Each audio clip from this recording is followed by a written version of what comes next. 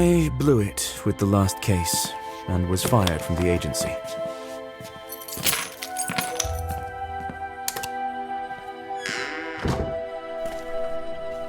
An old friend of mine suggested I come to the small town where he serves as a policeman.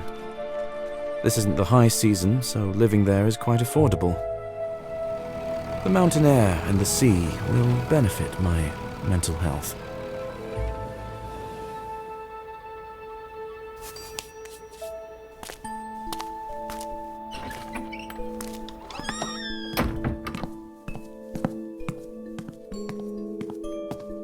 Mr. Woodbury, if you are planning to stay with us for one more week, please pay for your room tomorrow.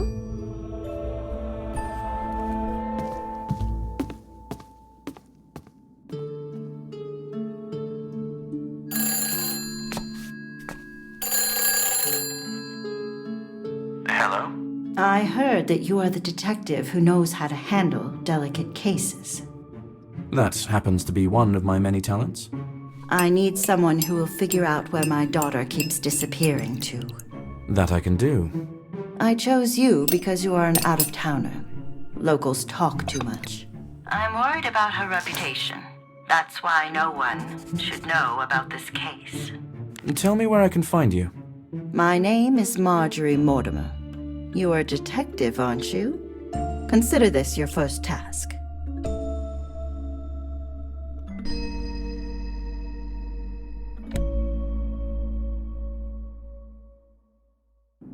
Well, let's look for this Marjorie Mortimer.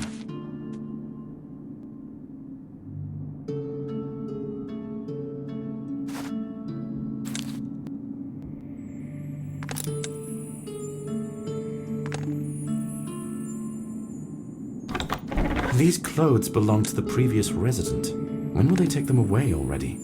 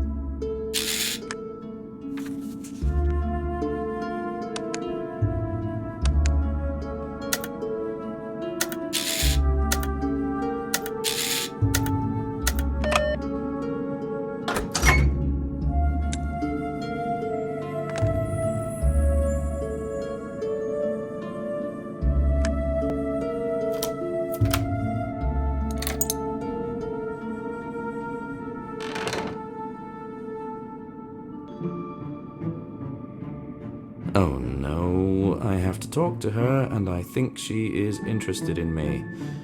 I'm growing weary of this place. Good day, John. Glad to finally see you outside your room. Do you want me to name you a few places where you could pleasantly spend this evening? I do need to find one place. Although, never mind, don't worry about it. Are you going to investigate crimes again? Maybe you should take a break. Isn't that the reason you came here? I know everything about this hotel in the town. By the way, my shift ends at 9. Thank you for the help. Good day, Vicky. Knowing Vicky, if I ask her about Marjorie, everyone will know everything by the next day, and I need to keep it a secret. Snowdrops, come by, snowdrops, the first flowers of spring. Excuse me, do you know where I can find Marjorie Mortimer? Marjorie lives in the house right behind me. You won't get lost. Care to buy a bouquet? Only one some pair. No, thank you. Not right now.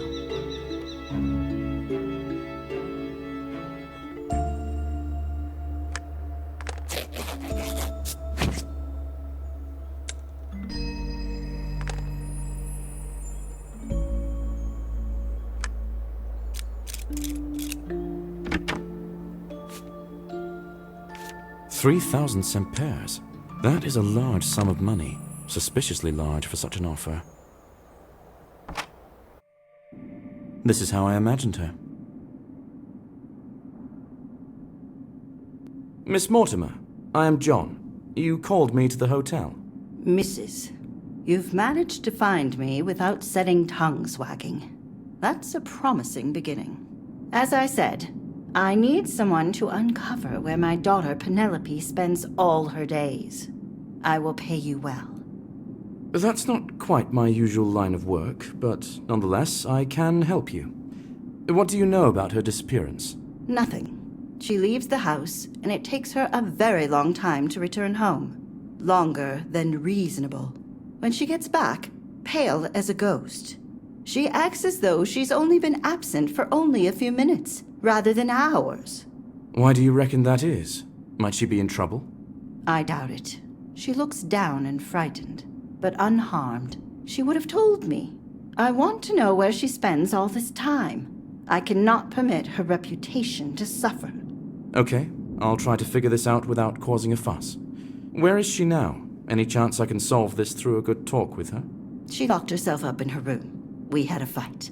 I told her that if she insists on behaving as an adult, then I will find her a good match and see her suitably married as soon as possible, while there's still time, before she tarnishes her reputation completely.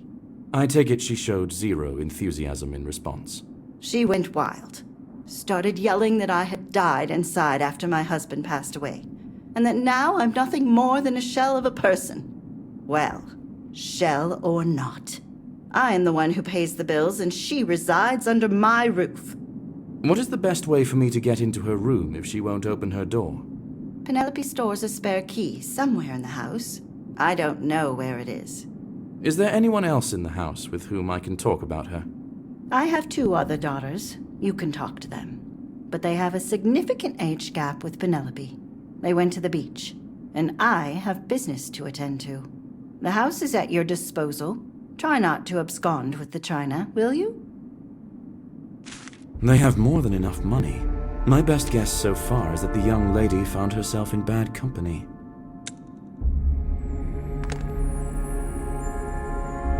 The icy air is blowing from under the door. I don't believe she's content with such a temperature in her room.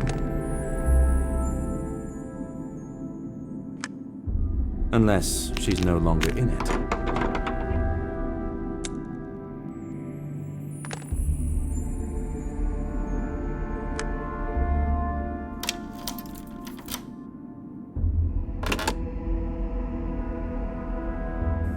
And she's gone, naturally.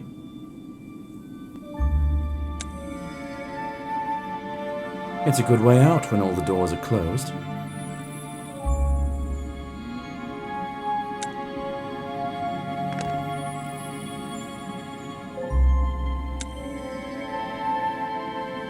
The footprints lead to the street by the fountain. The old lady sitting there must have seen something. I'm sure she's keen to share.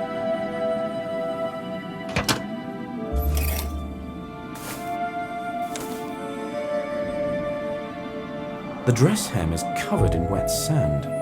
If you're walking on the beach in the cold, why do it in the water?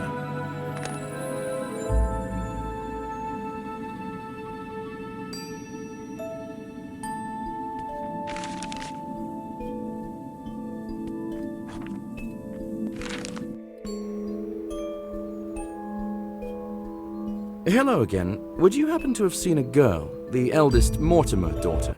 Any chance she passed by? Why are you asking? I won't blab about young ladies to some random man on the street. The thing is, I want to marry her. Yes, I got Marjorie's blessing, and now I'm looking for my future bride. Why didn't you say so? Oh, you 2 lovebirds. I remember when my husband asked me to marry him. Oh, what was I talking about? Oh, yes. Penelope left the back alleyway and went to the beach. How long ago was this? I want to catch her as soon as possible. A few hours ago. Oh, don't worry. You'll catch her up all right.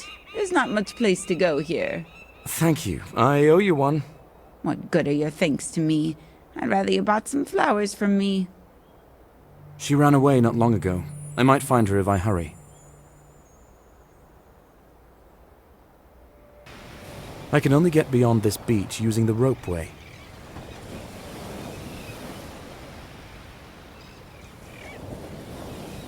Hi, you are the Mortimer sisters, right? Your mother told me where I could find you. I would like to ask you a few questions about your sister. A mother does not allow us to speak to strangers. So let's get to know each other. I am John. And you are? I am Emily, and this is Elizabeth.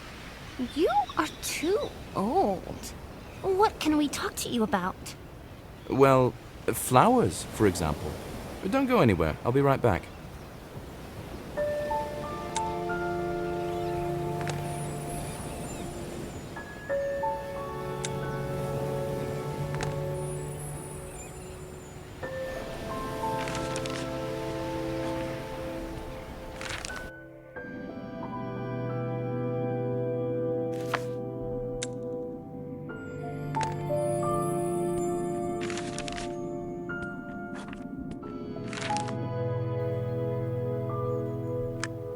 I came to return the favor. Give me a bouquet. Oh, thank you so much. I hope they will be a feast for the eyes.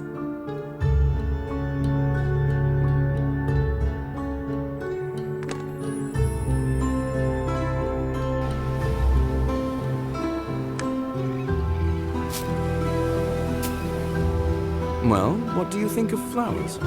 I like it when the snow is melting and it gets warmer. I see flowers, and I immediately think that we could swim in the sea soon. The truth is, I was really looking for an adult. I was going to talk to your sister, but she's not home. Do you know where she likes to go? There's a pretty building at the end of the street, before the descent to the beach. We're not allowed there, but she is. And how often does she go there? We don't know, but Mother looks for her there sometimes. And sometimes Penelope doesn't even get to the beach, and just stays in that building. Thank you. With any luck, I might catch her there. Only she won't speak to you. She's not interested in other men. Other men? If the girl likes spending her time in the pub, I'll go there.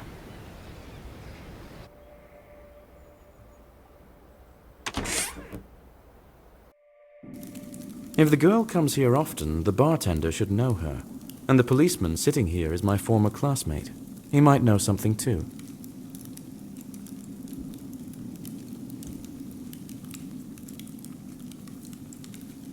It's good to see you, my friend. How is your life in our gloomy town? I'm content. I'm looking for a girl, Penelope Mortimer. Do you know anything about her? Everyone knows Penelope. She comes here often. I don't have any specific information about her. She is a sweet young lady. Oh. I got a new case, and I need to find her, but she's not at any of her usual haunts. How are you doing? They gave me this typical cold case. Hey, listen. What if you give me a hand, and I help you with the girl? You don't have any bureaucracy in your life, but I am afraid to sneeze at the crime scene. I promised to keep a low profile, so I doubt it. Anyway, what's the case? Just this one guy disappeared. Francis Doyle. Born in an impoverished family. Both parents are now deceased. No one is looking for him, and there are no clues. He's just vanished into thin air. Well, that is unfortunate. I'm sorry I can't help you with it. I've got a case to investigate.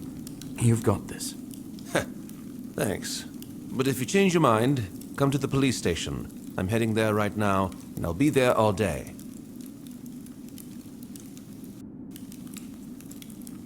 Hello. I heard that Penelope Mortimer is a regular at this pub. How long has it been since she was last here? She's not just a regular. She's practically a co-founder at this point. She helped us tremendously financially when we were on the verge of closure. Does she work here, or does she just come here to rest? No. People like her don't work. Penelope always sits near the fireplace, reading, embroidering. I think she just doesn't like to spend time at home with her family. So when's the last time you saw her? Is there any chance I can meet her if I wait for her here? I don't think so.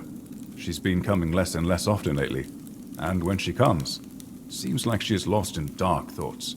She drinks, then leaves straight away. Thank you. If you see her, please call the Henry Lodge Hotel. Tell the receptionist to give the message to John. Got it. Call me if you need me. I was about to do a stock taking.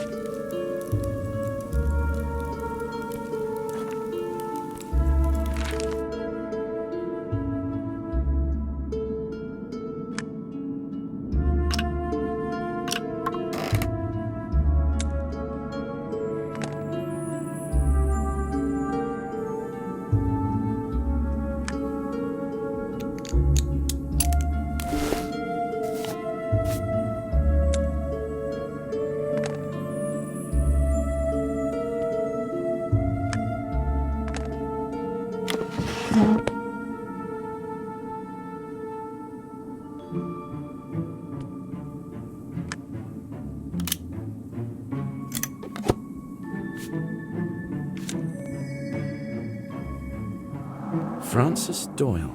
It seems I will have to participate in Walker's investigation after all. I have to find out everything he knows.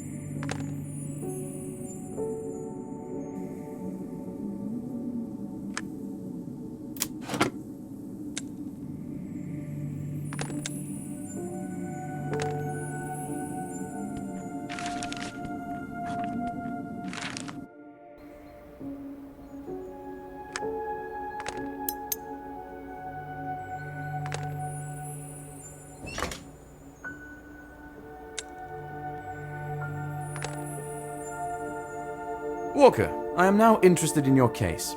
Tell me, what do you already know about this guy? Name is Francis Doyle. Reached the age of majority not so long ago. His parents died when he was a teenager, leaving him nothing. Since then, he's been seen anywhere where there might be a paycheck.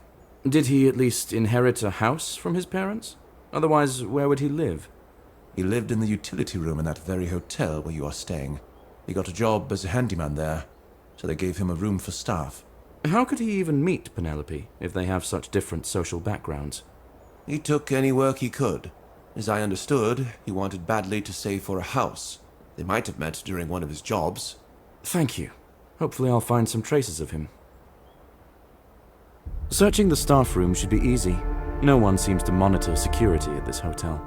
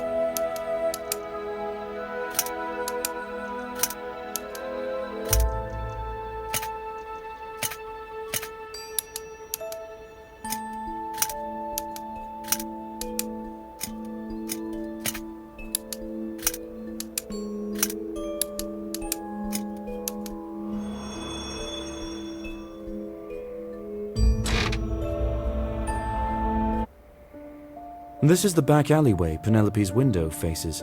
The young lady must have a lot of courage to go alone to such a place.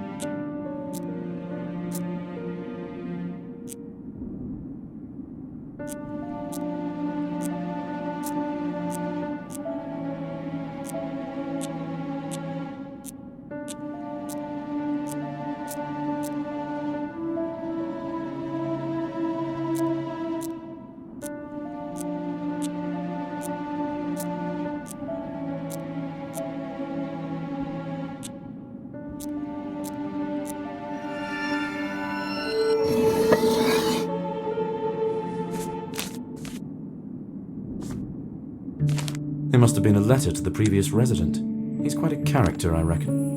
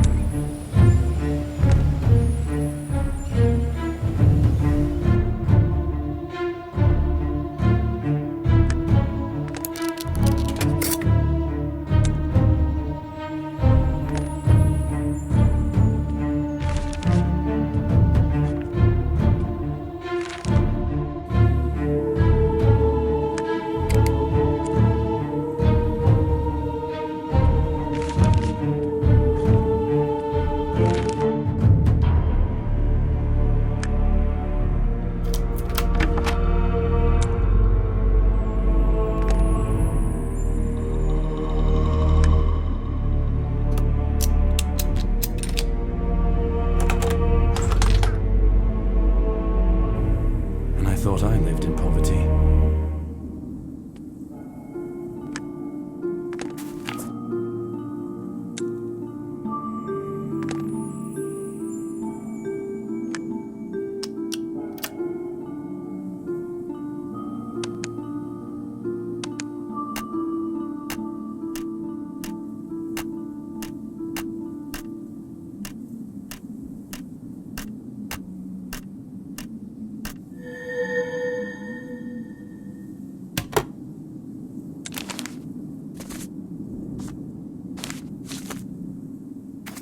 Fracture 9 is now.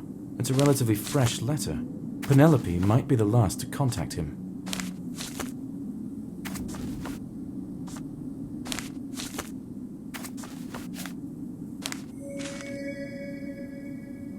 As I understand, their relationship began a long time ago and was pretty serious. Maybe I'll find clues in the fishing hut where the ropeway leads.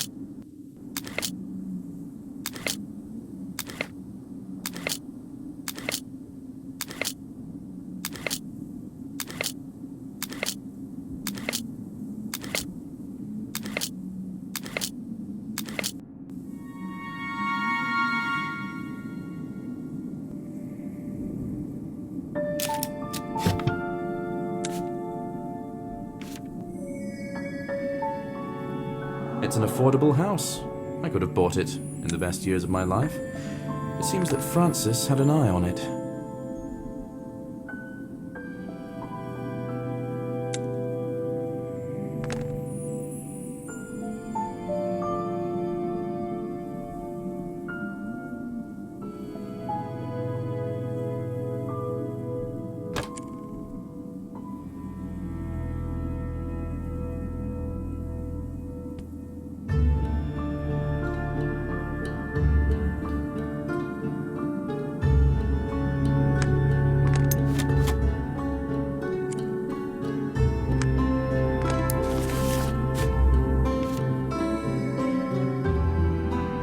The check has not been cashed.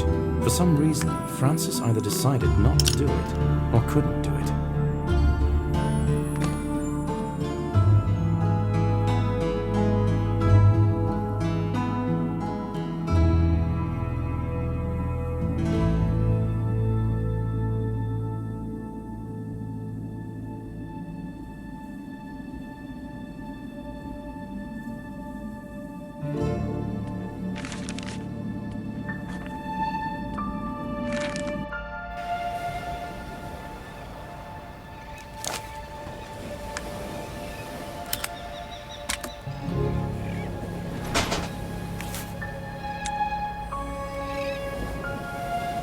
This is the hat of the girl I'm looking for.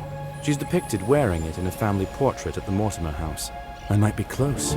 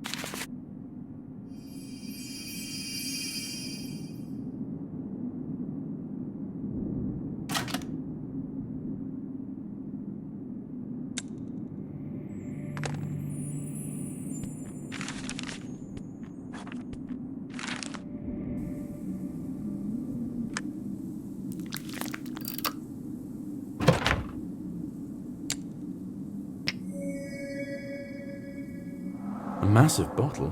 Why does a young man need so many pills? And why are they hidden in the closet?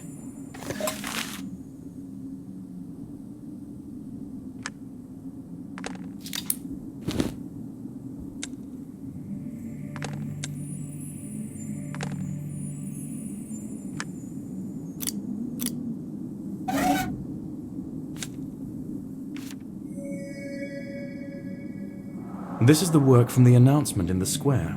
It seems Francis didn't consider it fishy. I think I should look for this professor.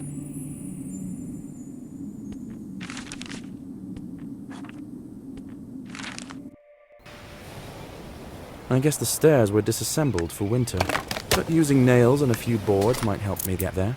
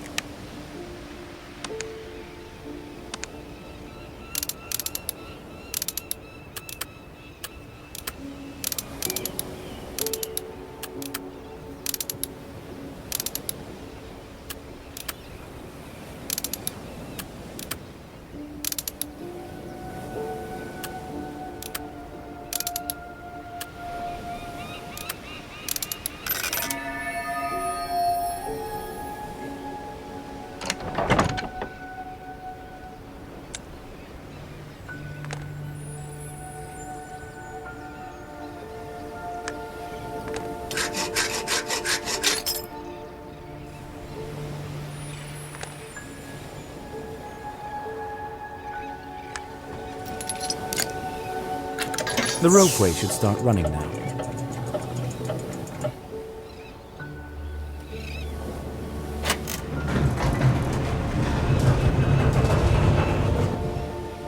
Here's the fishing shack. If I'm lucky, Penelope might be here.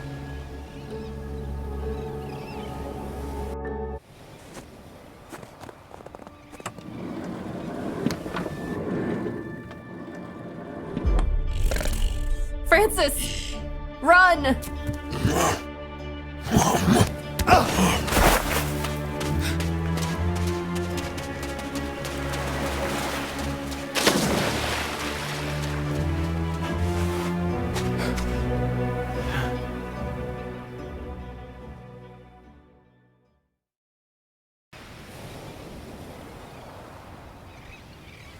Penelope Mortimer, right?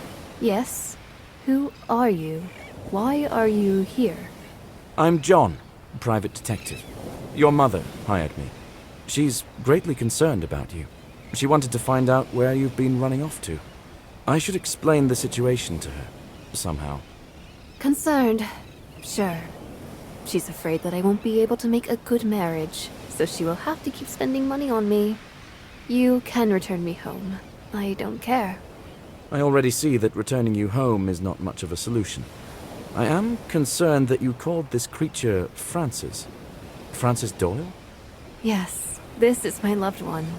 And for reasons unknown to me, he has changed. How do you know it's him? I had the impression that this creature can't speak. He can't, but those in love have no need for words. He came to our place, and I recognized him as soon as I saw him. He participated in the medical trials recently. Do you know anything about that? I don't. My mother threatened to throw me out of the house without a semper. That was when his fixation appeared. To buy a house. He always worked a lot. But he became obsessed then. I barely saw him.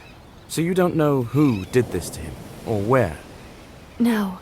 A few days ago, I spoke with a mystic who recently came to our town.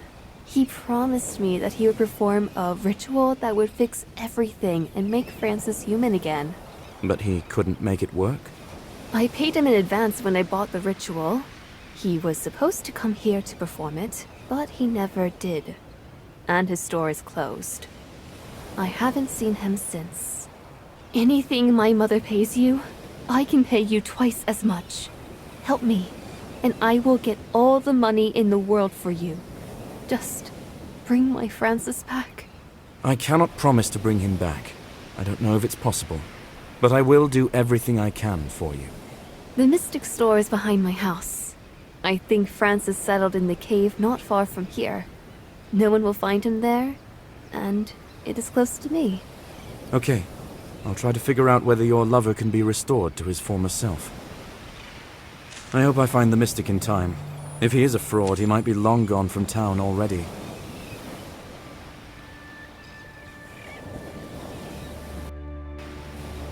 I've found Penelope. She goes to see her lover, who has turned into a monster.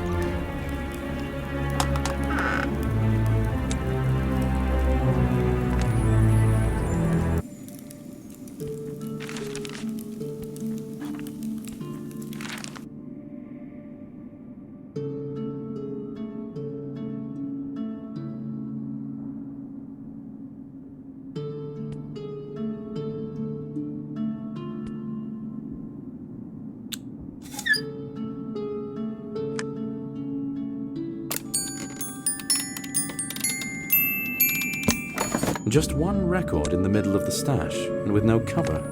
I wonder what's on it.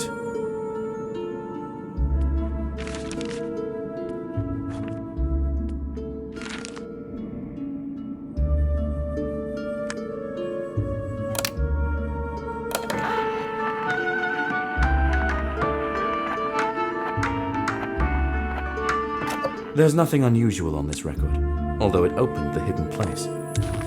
Let's see if I can find something useful.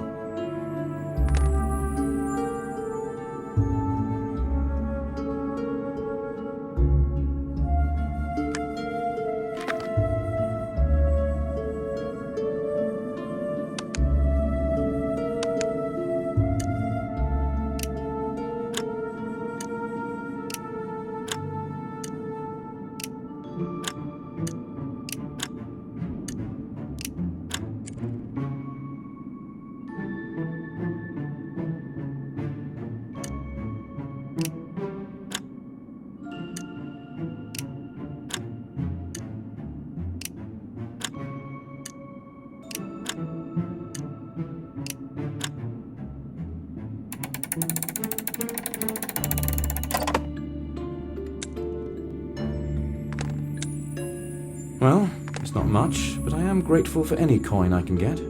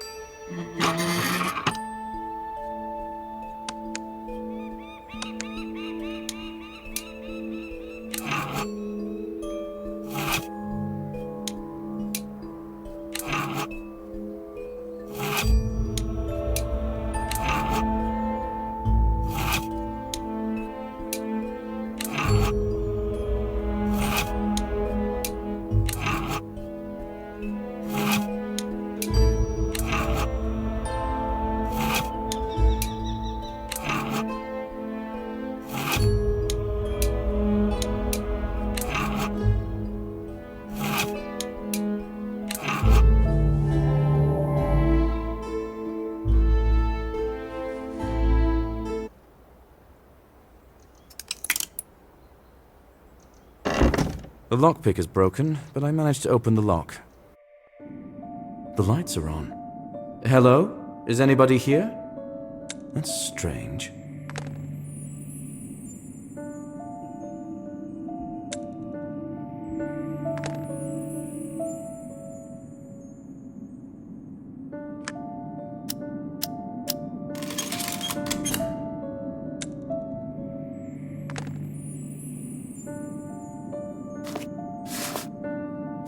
So this is what LaRoche does.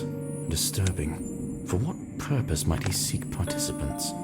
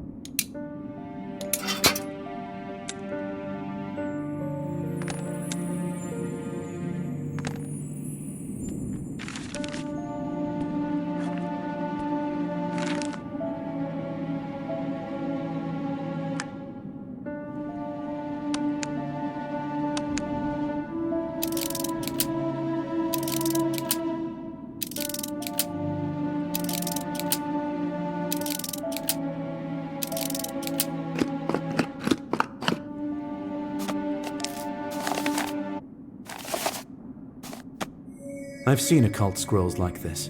It's authentic. Does the owner know how to use it? Or is it just here as part of the collection?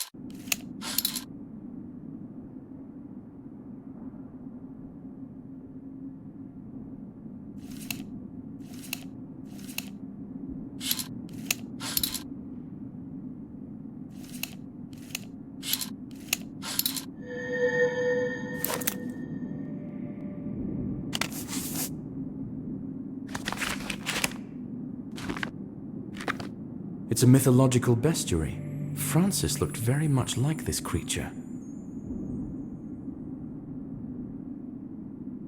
It's time to visit Walker and learn more about the scientist and his research. That should lead me to answers.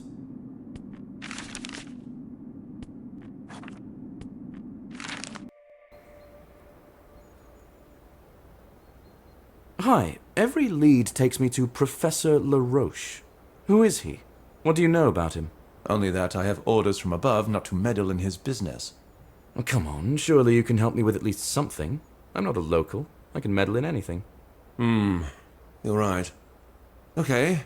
He lives in a detached house high in the mountains. Once he came, he started looking for volunteers, promising a substantial sum of money.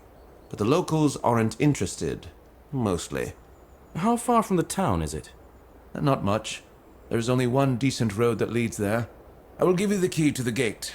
Just follow it all the way up to the house. You won't get lost.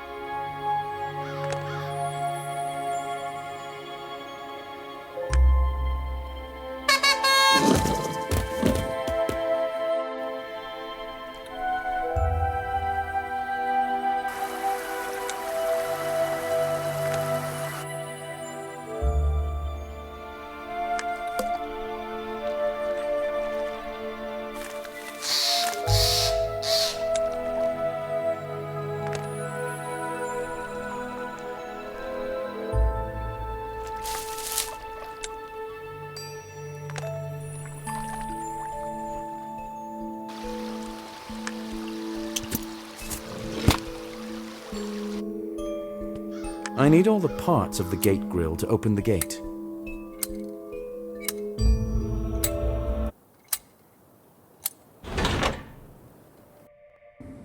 Wow, it's almost a whole castle.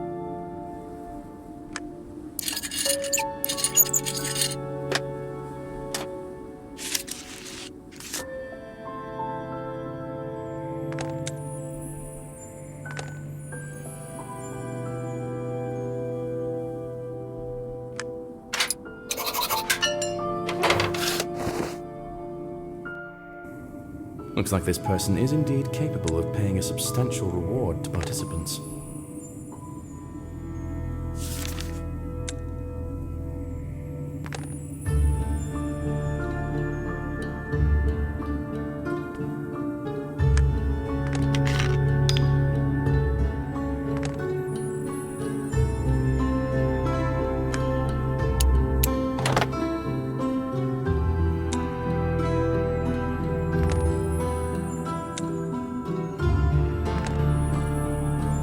I've seen such machines.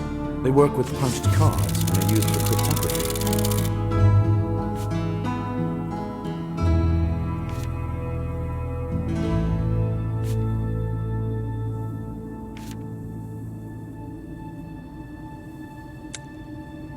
It seems the professor was a big fan of fishing. I already saw such figurines.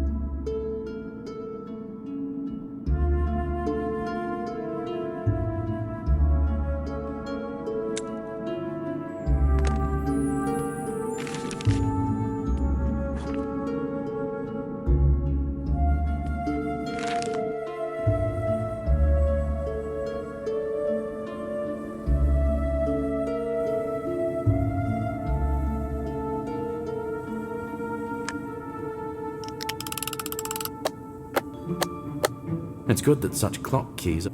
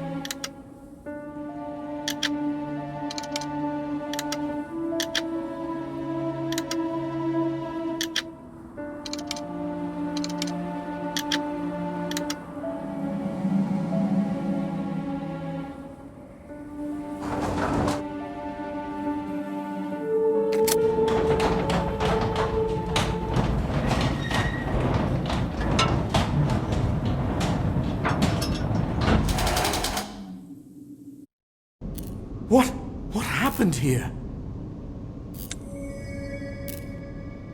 It's not a human's doing. Could the research have gone wrong?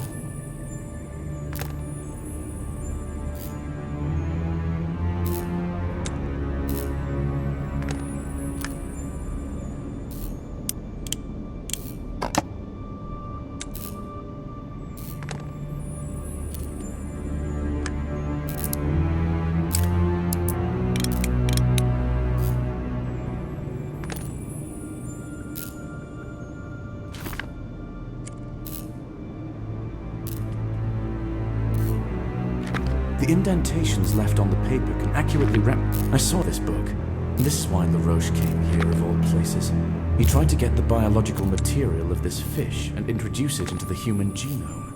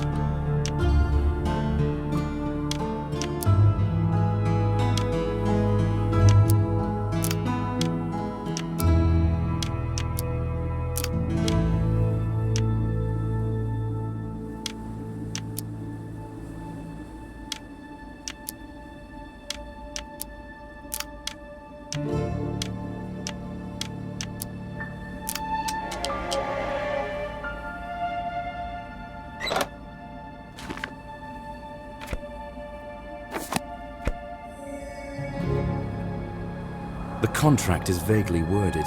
The participants didn't have a clue that they were signing away the professor's responsibility.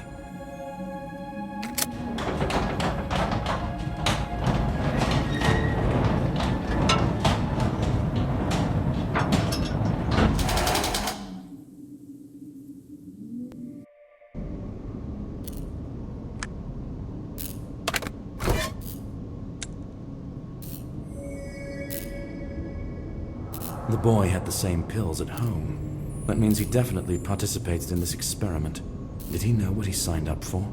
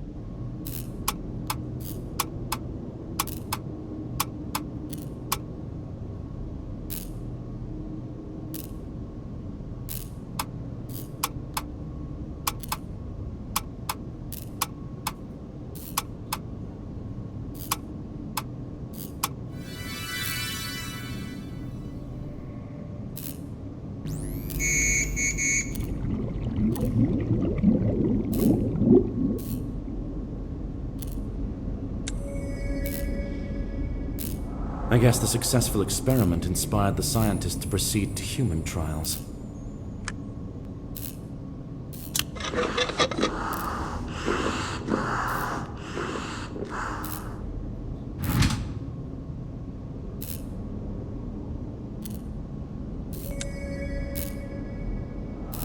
The number of experiments gone wrong is terrifying. However, it didn't stop the professor.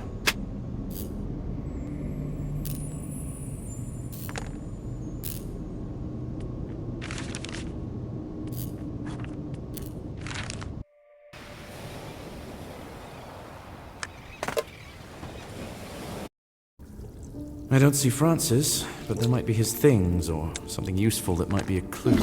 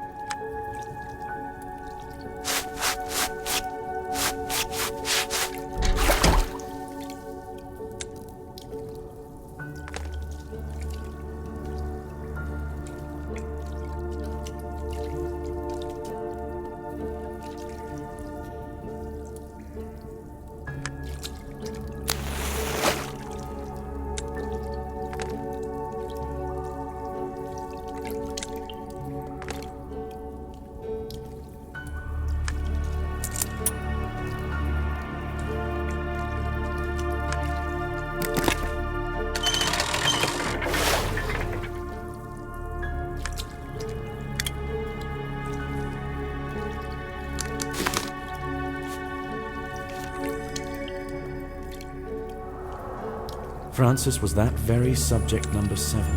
and he became the last participant in the experiment.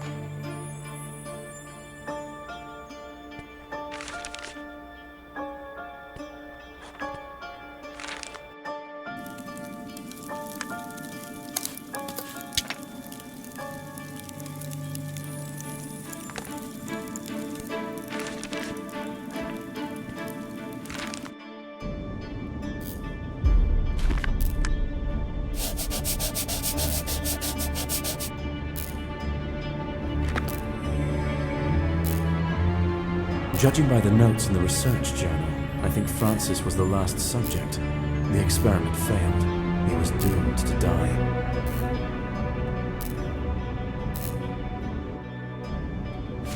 Francis participated in the failed experiment of an obsessed scientist. It's connected with a mythical fish I saw in the Mystic's book. I need to find the Mystic and persuade him to perform the ritual. It's the only chance of saving the boy now.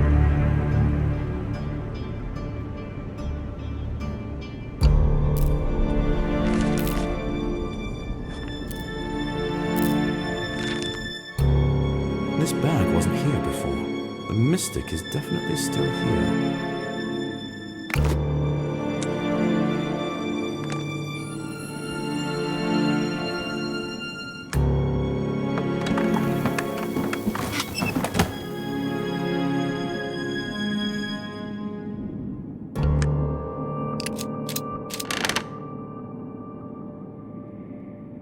I hope it's the Mystic himself. I'm going... To what do I owe the pleasure? Are you the owner of this shop? I was calling for you, but no one answered. Yes, my name is Dragomir. I didn't hear you because I was in the astral world. Anyway, I temporarily don't accept new clients. You'll have to seek help someplace else.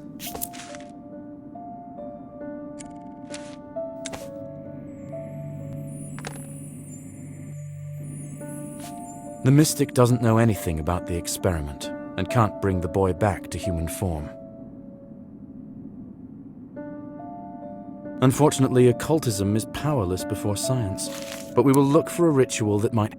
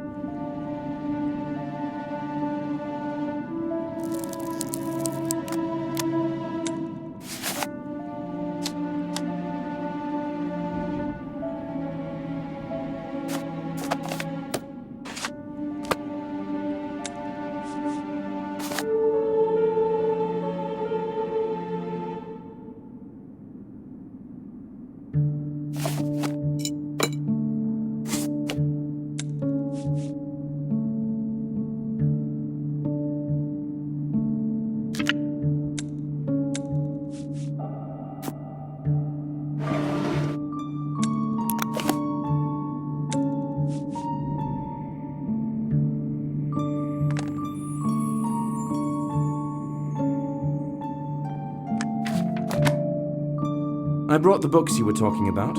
Are there any that will help return the young man to his human form? Not quite. As I understand it, the girl desires to turn the monster back into a human. Occult studies might be able to do this only if the transformation was occult as well. And what if it was scientific? Then what? Are there any options? You can find out from him. There's a simple ritual of communication on the astral level. You can perform it with any entity. Without the limitations of the Earth, it will be possible for you to understand each other. So it is written in the book. Very well. Let's say I trust this book. What has to be done? First, a special potion must be made. You can cook it downstairs once you find all the... And to perform the ritual itself? Just follow the instructions. All the items you need for the ritual are scattered here somewhere. You can gather everything you need without hesitation. Good luck. The ritual seems to be authentic. I think I might... In general, there's nothing exotic here, but I'll have to think hard about where I can find all this.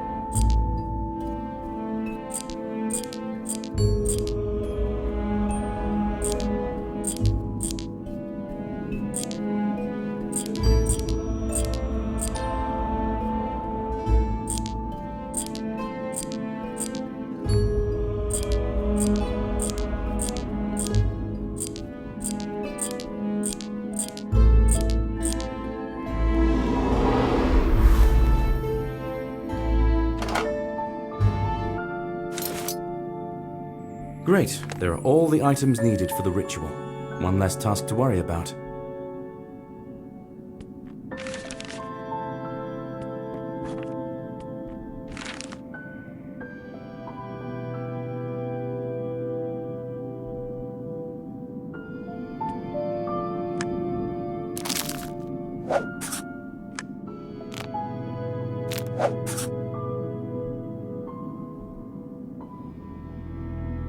Vicky, do you have a token for the cigar vending machine? I need one. Yes, we sell them. That'll be 5 10 pairs for you. What do you mean, for me? And why is the price so low? I would like to... What does it matter? Give me the coins, and I will give you the token. And I will also order some more cigars.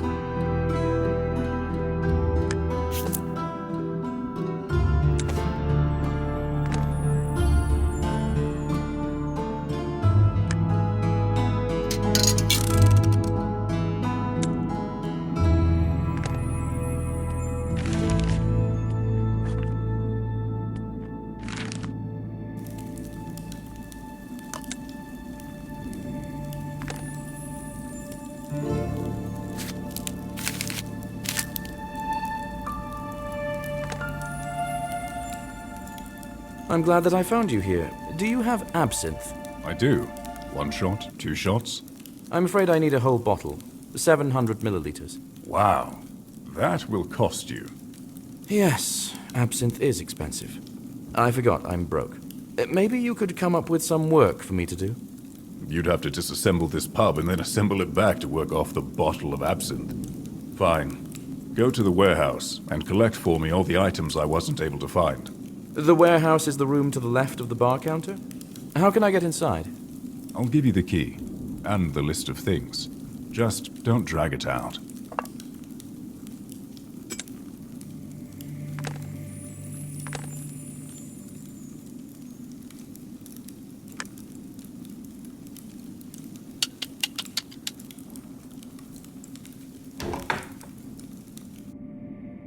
There's not that many things here. I think I'll be done rather quickly.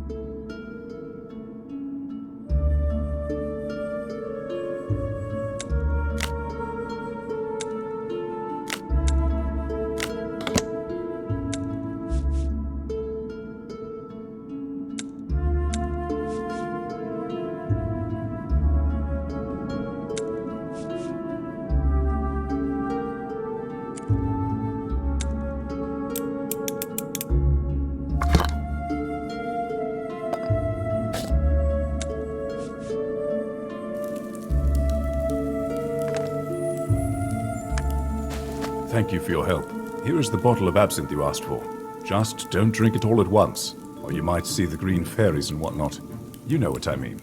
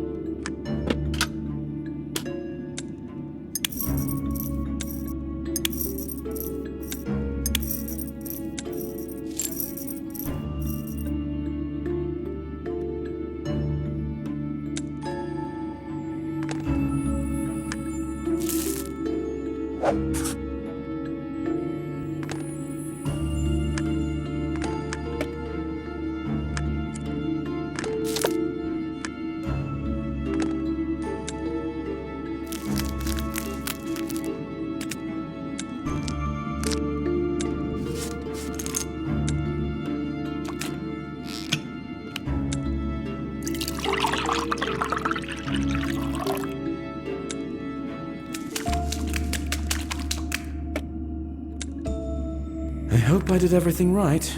I dread to think what might happen if something's wrong with the potion.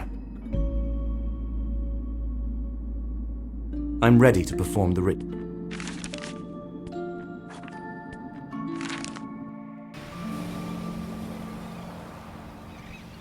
I've found the mystic. He won't be coming. Unfortunately, he deceived you. We didn't find any ways to return your lover to human form in the occultic books. But what to do then? We cannot just leave him like that. There must be some way to help him. There must be. The best I can do is perform the ritual of communication on the astral level. I made a potion for Francis and I to drink. I'll be able to talk to him after the practical part of the ritual. It's possible he himself knows the way. But I'll have to be the one to do this. Why can't I do it? What should I do then? Let's say I have some familiarity with occult practices. But I'm not so self-confident as to endanger you if the ritual goes awry. Your task will be to call Francis here and wait. Nothing more. What did you manage to find out from the mystic? Tell me at least something. Unfortunately, nothing good. He admitted that he is a fraud, and he spent the money already. But we did research materials in his library to come up with a ritual that might work. Please, do everything in your power to learn from Francis what happened. There must be a way to help him. Something. I'll do anything to get him back.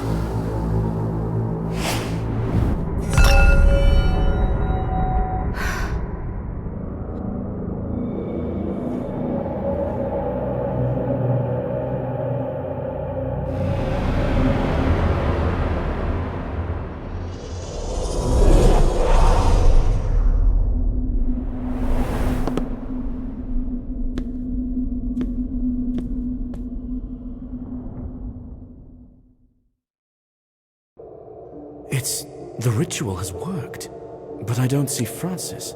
Maybe if I tidy up this place, we can finally meet.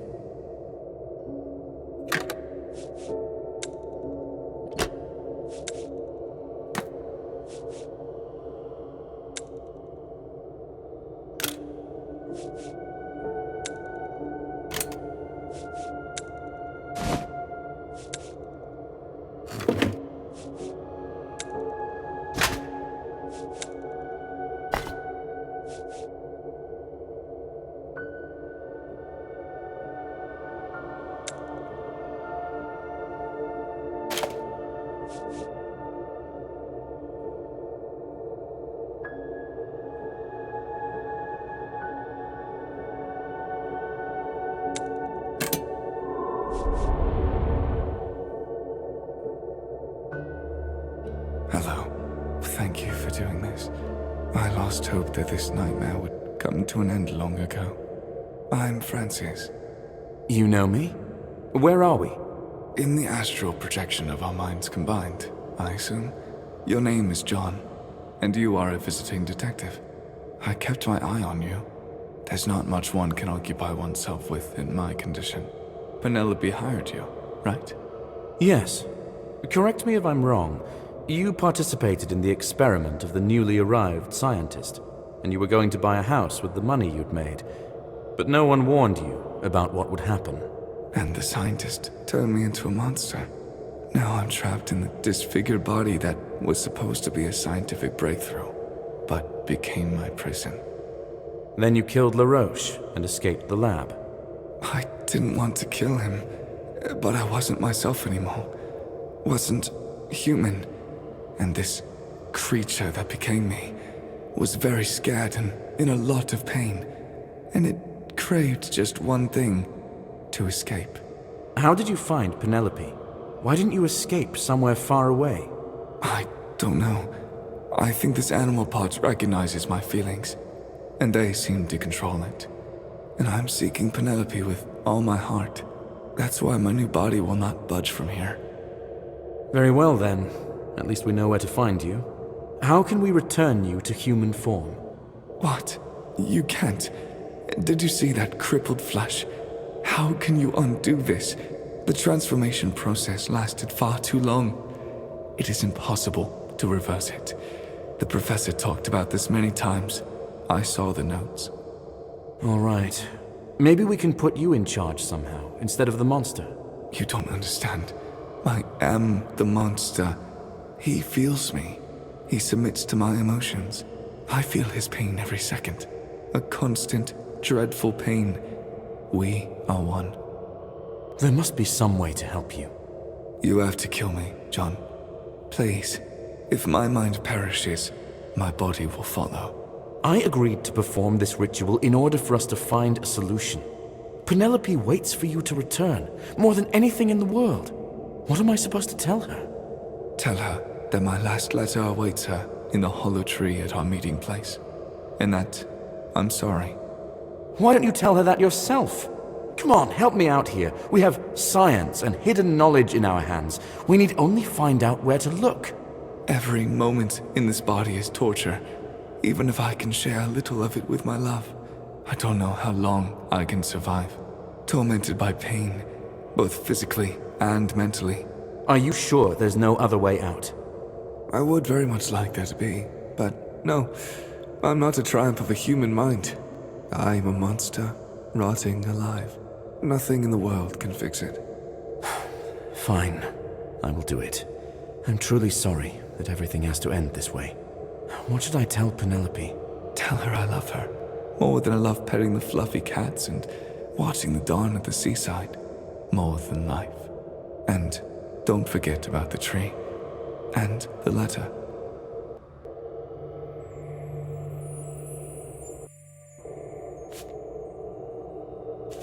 I don't want to decide anyone's fate for them, but it is a dreadful destiny to spend the last days full of pain in a monster's body. I feel sorry for the boy, but it's only right to fulfill his request. I delivered a message from her lover to Penelope.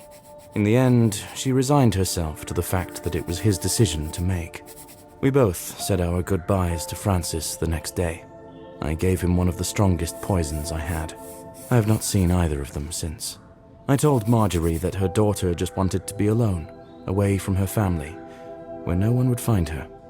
I promised Penelope not to uncover the location of her shelter, and she promised not to run away anymore, so as not to compromise herself or her mother. The case is closed. I fulfilled my duties, despite the lack of a happy ending. It's time to start seeing my unique detective skills as an advantage, not something to be ashamed of. For better or worse, I stand apart from the others. I'm glad to be home.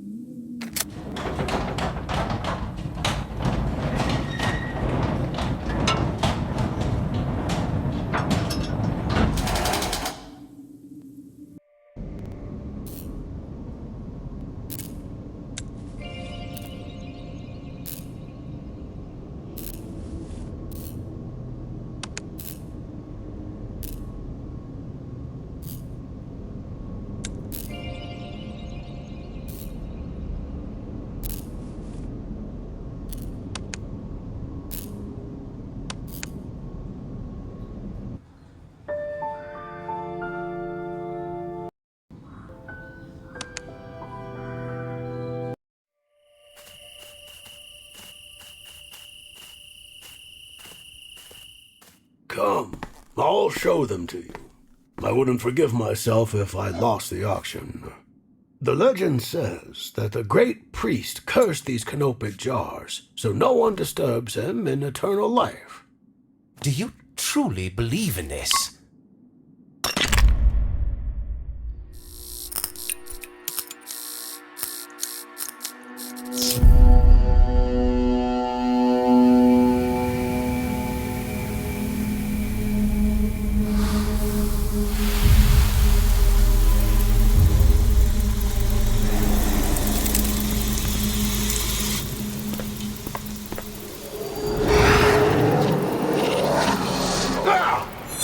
Father?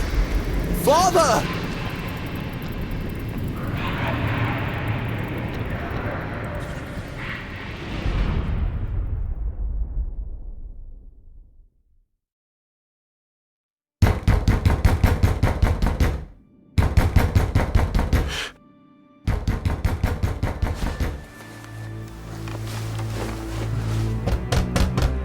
John!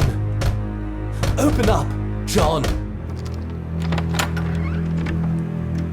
John, help me. I know that I made fun of you, your career, and all that mystical nonsense, but this Is beyond your comprehension. Forgive me. I'm sorry. I will pay you very well. Just find my father. Very well. I will take this case. Meanwhile, I strongly advise you to lie low, somewhere further away, as a precaution.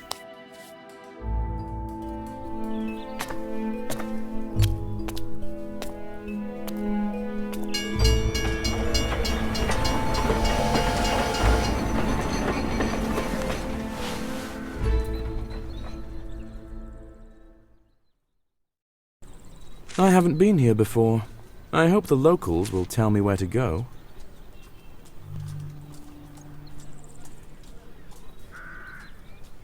Good afternoon, ladies. I'm sorry to disturb you while you rest. I am new to this part of the city. Can you tell me anything about it? We arrived here just yesterday. There aren't many people living in the center of this neighborhood. Locals mostly rent their apartments to vacationers to earn money. Maybe you can recommend what I should visit. There is a park behind the gate, but only locals have the keys. We worry there will be rain, so we don't plan to get far from the apartment.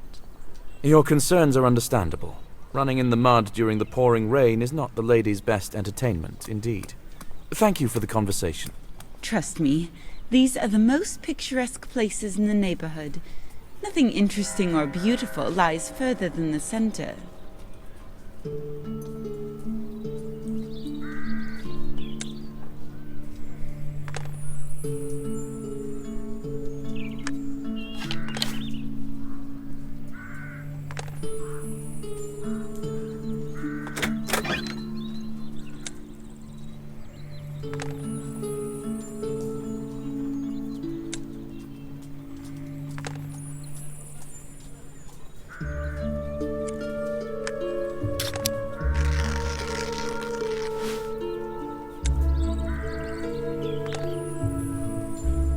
I have to find a way to get...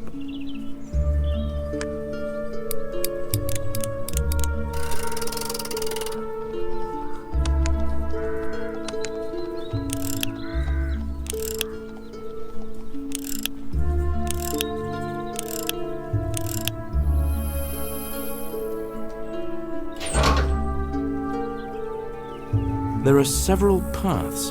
That's good. I hope I'm on the right track. Good day. Can you tell me where these roads lead? By all means. If you go straight, you will get to the archaeological excavation. On the left is a bridge that leads to the manors, but access to it is closed. Can you get me there? No. Local residents closed it off with gates themselves, so strangers won't lurk about their green lawns. And where can I find the airship factory? I'm not sure. I think it's beyond the excavation. I don't go out of the city that far.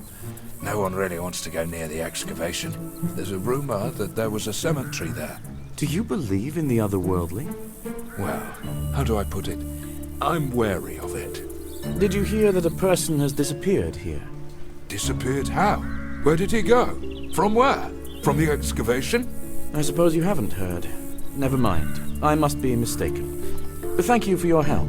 Have a nice day.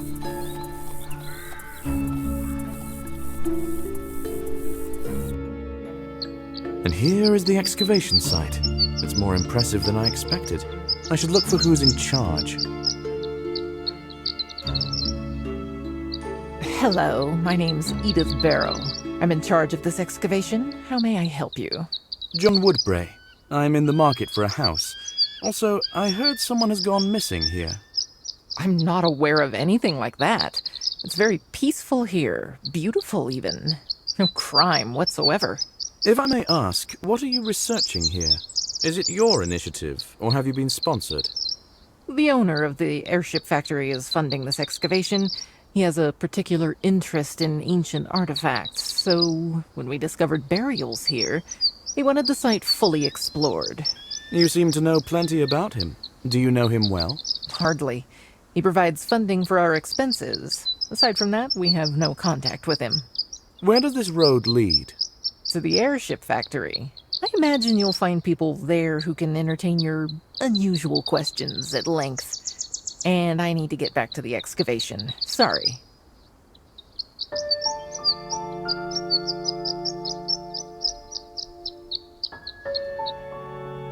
What a guard. I'd be better off distracting it than testing my luck.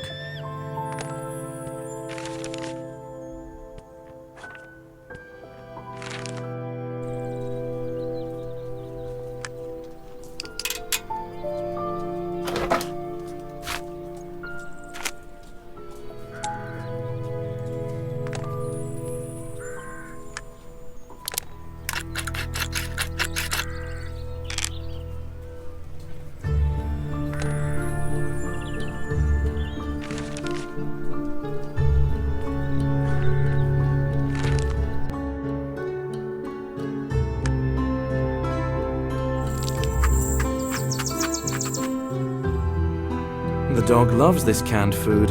I think this is exactly what it was fed.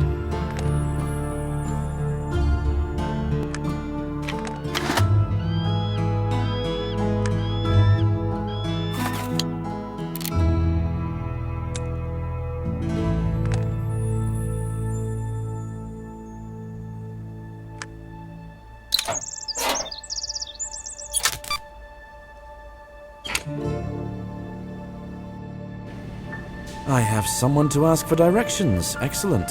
It seems easy to get lost here.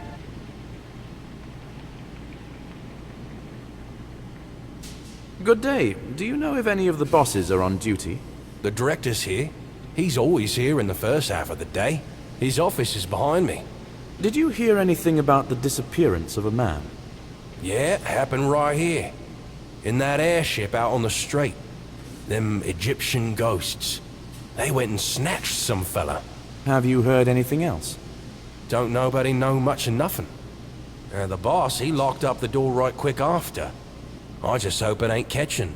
Gonna be a real mess if them spooks start filling up all the airships. They shouldn't. Don't you worry. Thank you. I will go talk to the director.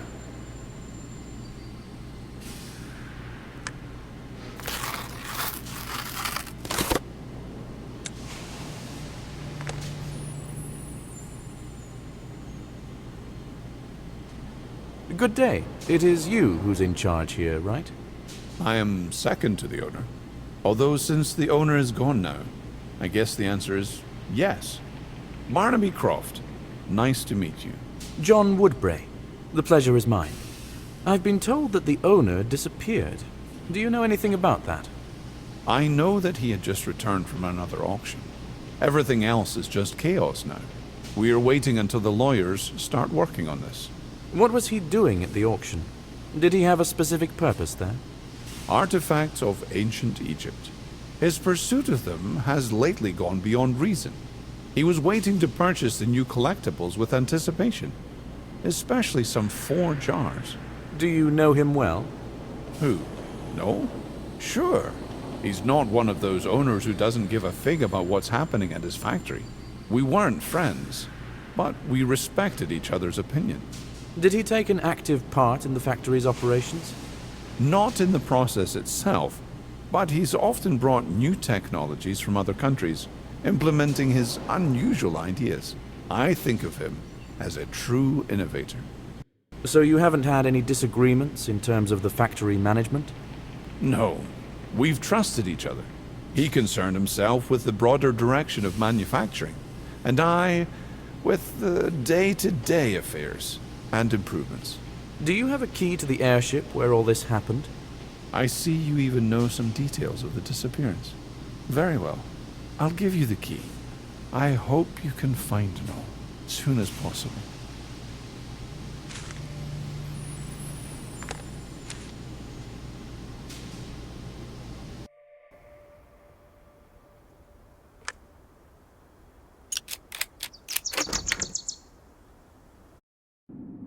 There is indeed a whole museum. I need to move carefully and not knock anything over.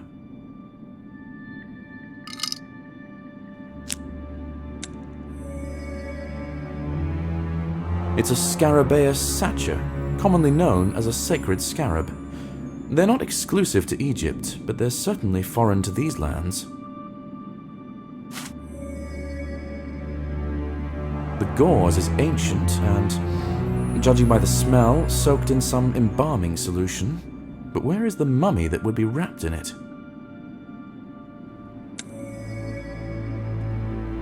It's neither sand nor ash. I'm not quite sure what this is, or how these symbols could form on the floor so quickly.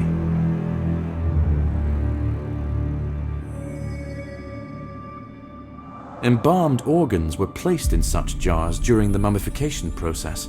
If the curse is real, the broken jar could have been its source.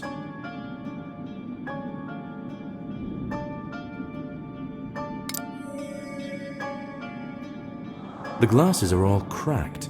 I don't understand what could have damaged them like this, or why they were left lying here on this couch.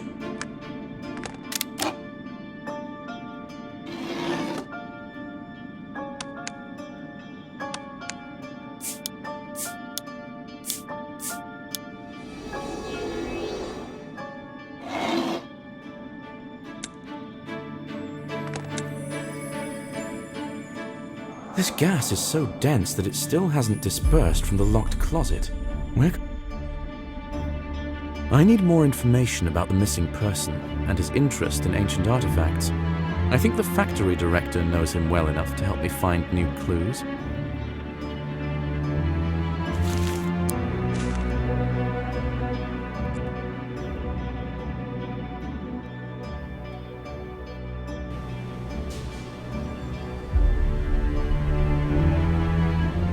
Have you inspected the airship?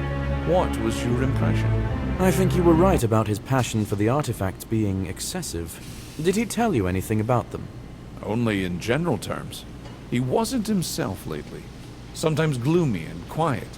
Sometimes nervous and anxious. He said this auction would be his last one, but I never understood why. Well, that does sound ominous. What if he already knew something? Maybe he kept some notes? There might be more information in his office. It's upstairs on the right of the entrance. I'll give you the key. Is this where he kept all the other artifacts? No, he kept most of them at home. But he didn't have the keys to his home here. His mansion is behind the bridge in the park. The bridge is closed off with a gate. But people who live in that area hide a lot of extra keys in clever hideouts throughout the park. I'm sure you will find them. And how can I get to the mansion itself? The butler should be of help with it. But I must warn you, he is a dubious character. Noel was going to fire him. I don't know any more details. Thank you. I hope he doesn't know about that, and that it won't prevent him from speaking to me impartially.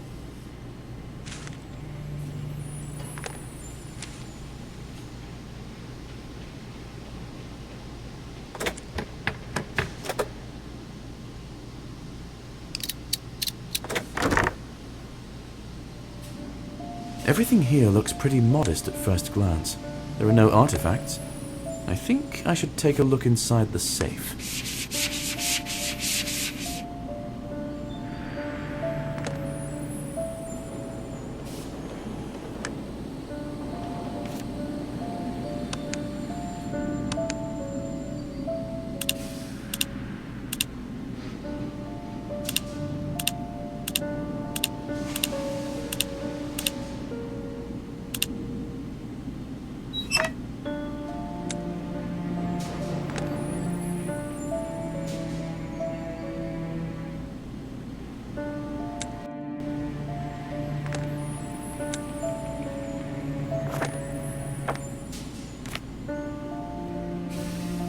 That's an unexpected choice of literature. It's nice to know that my namesake is living his best life.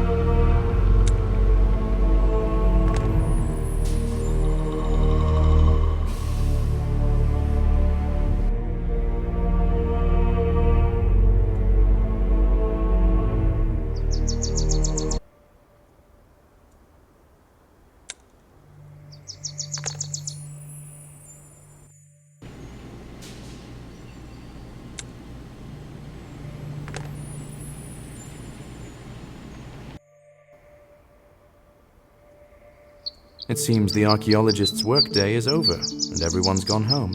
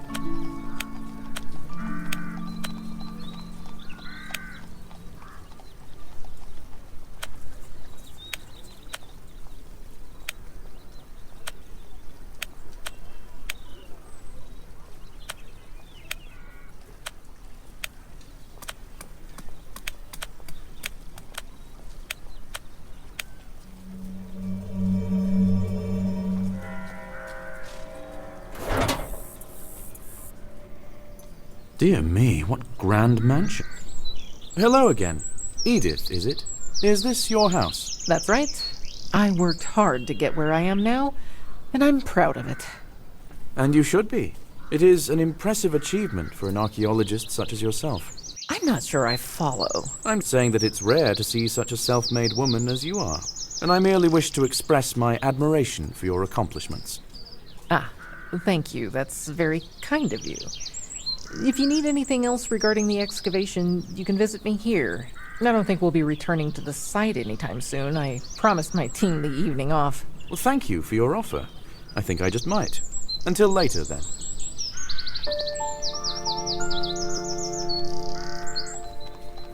This is the Shepley mansion. The windows are lit up. That's good. There's someone around who can let me in.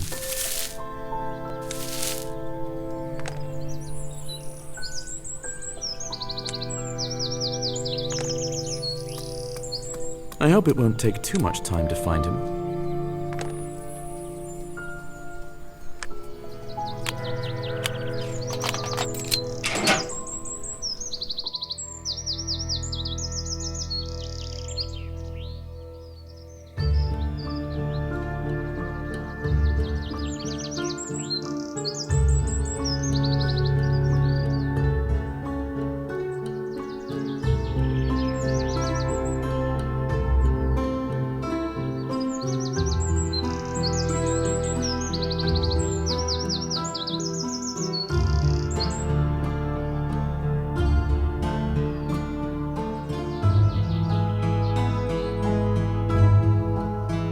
Good day. My name is John Woodbray. Is this the Shepley mansion? Yes, you're at the right place. My name is William Morris, and I have served this house these 20 years. I am investigating the disappearance of the owner of the house. His son hired me. I have questions about the passion for collecting artifacts that Noel has been seen to have. Oh, what a tragedy. The master has gone to extremes and is ruining the whole family. If only the missus were still alive, not only would she talk sense into him, but none of this would have happened at all. You think it's because of her death he dug deep into the search for new meaning in life, and found it in an endless pursuit? Yes, that is my opinion. But still, he also has a son left, a son that needs to be taken care of. And not only a son. What do you mean? I'm afraid I already said too much. Apparently, but you've already said it. Now, I need to know everything. It might help me with the search. Fine. I suspect that the master took a mistress a while ago. Do you have any proof? Her name? Address? No, it's merely gossip. More and more often, he left the home late at night and got back early in the morning, so his absence stayed unnoticed. He would disappear for a few days when he was free from the factory and the artifacts, but I know his schedule. He had no business to attend to. Unfortunately, it's rather scant evidence, but I will take this into consideration. Thank you. I will try to look for this lady. If she exists, she might be connected to this case. Forgive me for speaking so freely, but you did say it might be of help. Follow me. I will escort you to the mansion.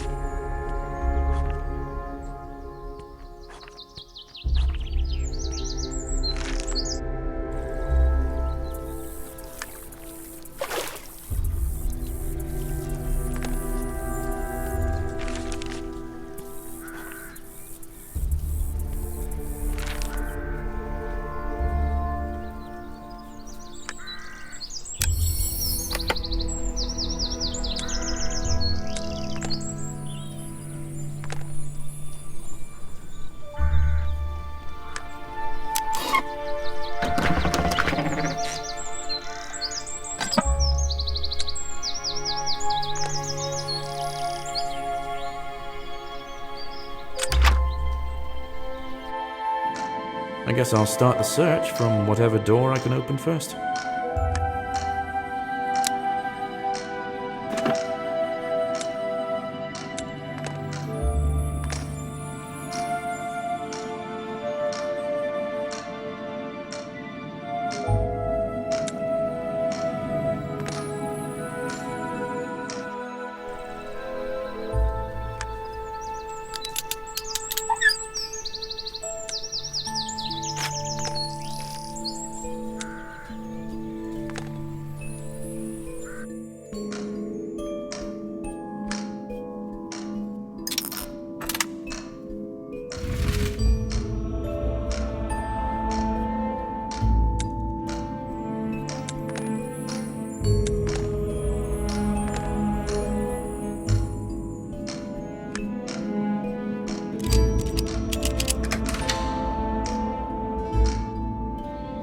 Apparently this is the butler's room. Let's see if I can find any signs Noel might have had cause to dismiss him.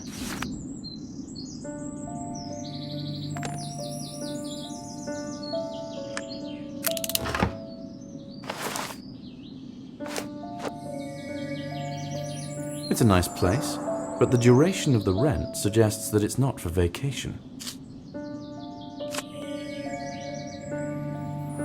A one-way ticket. The butler has no intention of returning. I wonder if anyone knew that.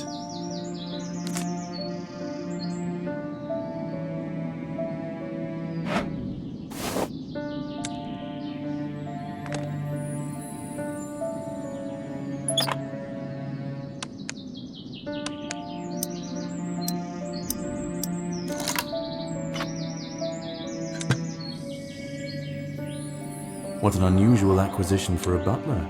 It's unlikely he has the expendable income for such things.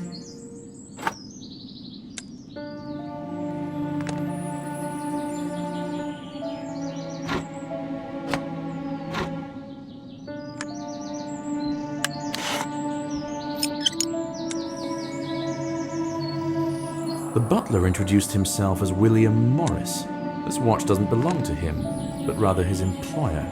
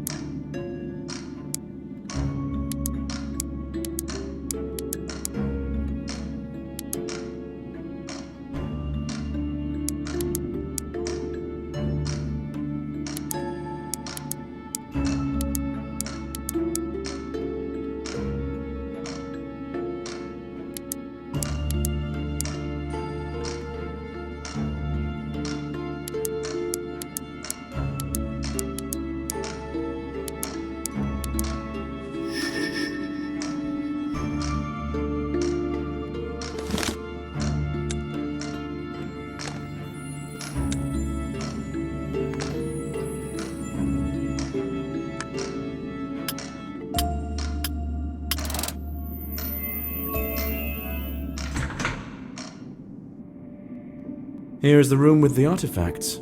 At different times, he was interested in different cultures, but it seems like he was fascinated by Egyptian culture the most.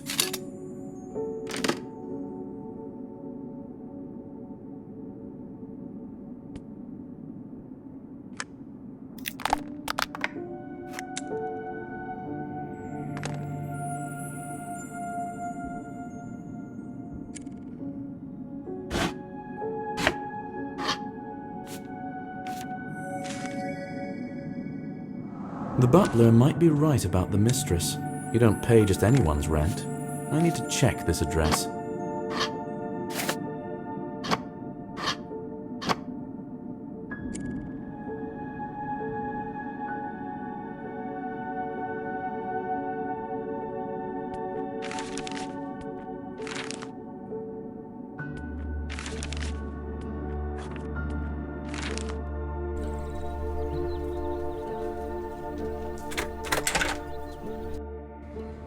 This lady has a taste for the luxurious. Could money have driven her to commit the crime? Good day. You caught me off guard. I was waiting for another man. Who are you? My name is John Woodbray, and I am a private detective. Are you Francesca? I believe you were waiting for Noel Shepley. I don't think it is any of your concern. Please, kindly leave my home. This isn't exactly your home, is it? Noel pays for it. Who is he to you? I consider our conversation to be over. Please leave. I'm investigating Noel's disappearance. He went missing last night, and no one has seen him since. You must be joking, right? Do you know anything about his whereabouts? No, nothing. The circumstances of his disappearance are extremely mysterious. That is why I was hired. It would be of great help if you could tell me anything you know about this. It is true that he was supposed to visit me today. I hope you are not suspecting me. I suspect everyone, especially considering the aura of mystery that surrounds you. I am his mistress.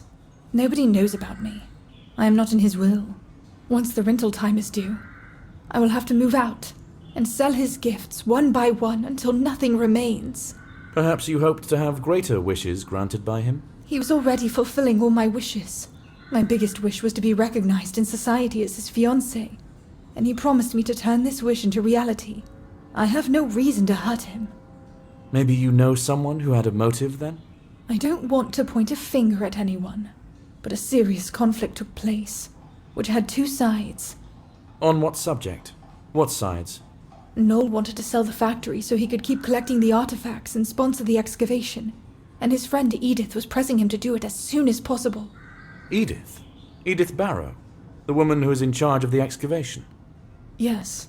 One might even say that she is his right hand. A very pushy woman. But Harvey, Noel's son, was strongly against the sale. After all, he's supposed to inherit the factory, and the factory director was on his side. That's weird. She claimed that they barely know each other. Well, maybe I am confusing her with someone else. I cannot be sure. Aside from everything that happened here, I know very little of his life. I am not a part of it. Even his son doesn't know about me. So you suggest that Harvey and Barnaby had a motive to get Noel out of their way before he sold the factory? No, I do not suggest that. I am just telling you everything that I know. They had their disagreements, but still, they always treated each other with warmth and respect. I am inclined to agree, but thank you for the information. I will look into it further. This could help. If something happens to him, I probably won't even know about it. He just won't come anymore, and it won't matter if it's because he stopped loving me, got into trouble, or died. When you solve this case, will you bring me the news? I will do my best. You have a right to know. Thank you, Detective. That's most kind of you. Now, I think I could use a moment to get myself together and tidy up a little. Make yourself at home.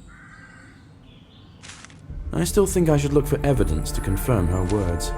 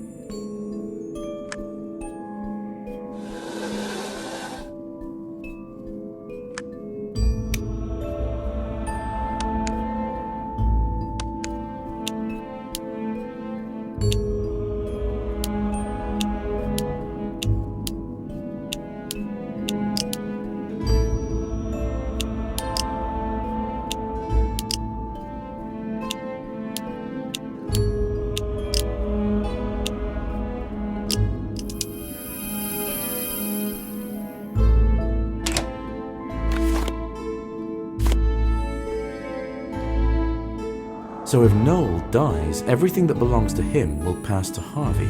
Francesca's right, she doesn't have a motive. But Harvey does.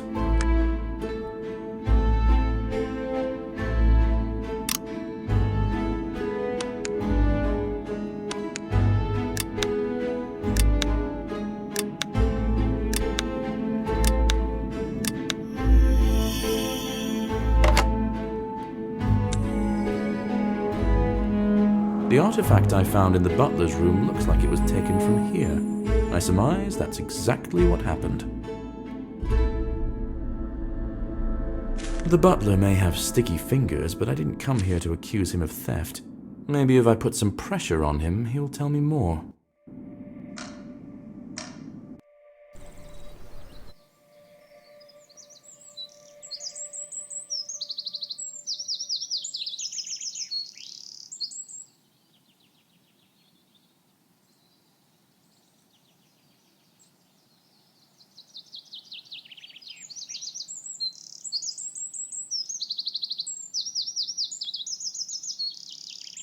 Leaving already? No, I came to speak to you. What about? I'm afraid I already told you everything that I know about Mr. Shepley. Yes, but you haven't told me about yourself. I took a look around your room and discovered a number of interesting findings. Dash it. I thought I had left the door closed. Very well, then. What do you have to say to me? I think you know. A house, rented in another country. A one-way ticket, stolen valuables. Are you going to deny all this? Why would I? No, I won't. I am a thief. But I am not a murderer or an extortionist. And what stops you from raising the stakes and demanding a ransom for the owner? You said it yourself. A house rented in another country, a one-way ticket. I have arranged everything. I am not proud of it. But my dreams won't ever come true by honest means. Let's say I believe that is the extent of your ambitions. He could have fired you, or had you arrested. Mr. Shepley did fire me. He said my services aren't that essential to pay me a salary. Then why are you still here? It is the last month of my work here. All this money, he spent it all on the artifacts, squandered a fortune alongside his friend. I served this house for half of my life. I think I have earned it. With a friend? You mean his mistress? No. His archaeologist friend. The one that bought a house next door using the fortune she took out of Mr. Shepley's pocket. Barrow. Miss Barrow. The woman who is working on excavations nearby. What influence did she have on Noel? All the trips, all the auctions, all were her doings. She told him where to go, what to buy. A very assertive lady. Obsessed with relics even more than Mr. Shepley. Were they close? She took the position of his right hand when he became fascinated with artifacts. In the beginning, they talked about items he already had. She praised his collection. They seemed to be friends. And now? I think he started to be afraid of her.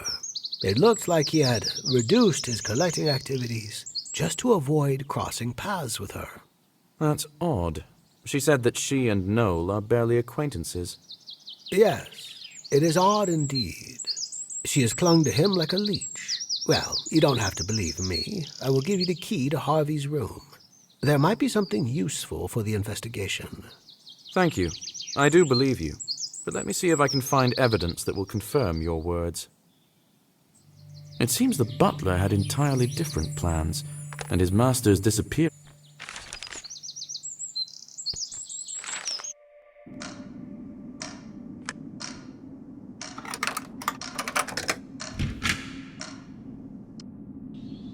Harvey's room is much more modest than I thought. Maybe I think less of him than he deserves.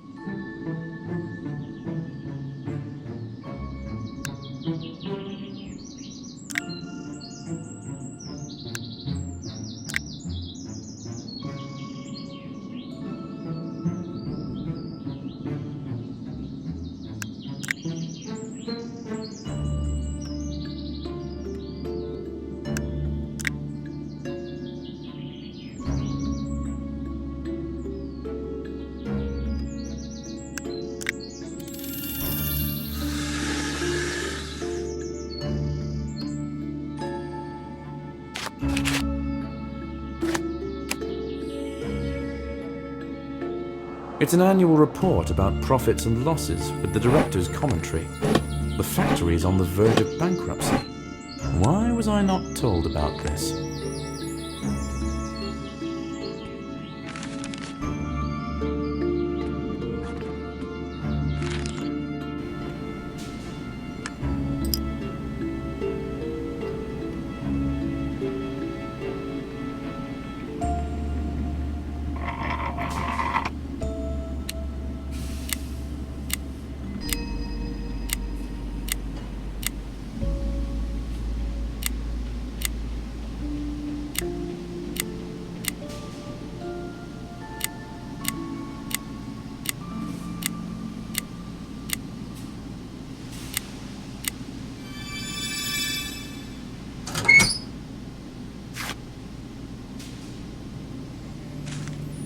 The value of the factory was already estimated.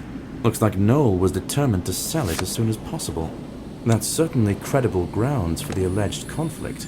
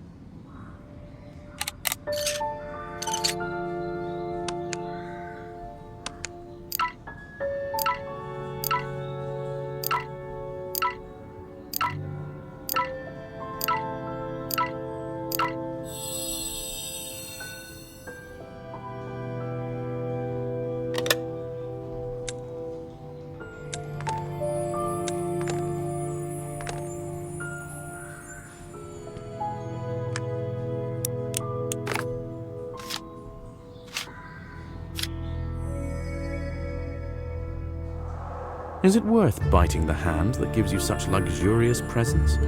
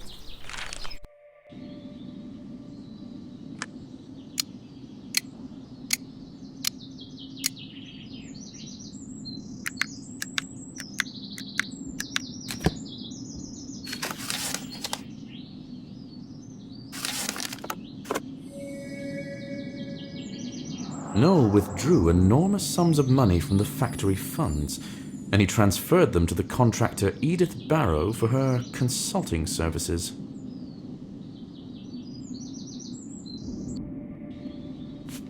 The butler spoke the truth.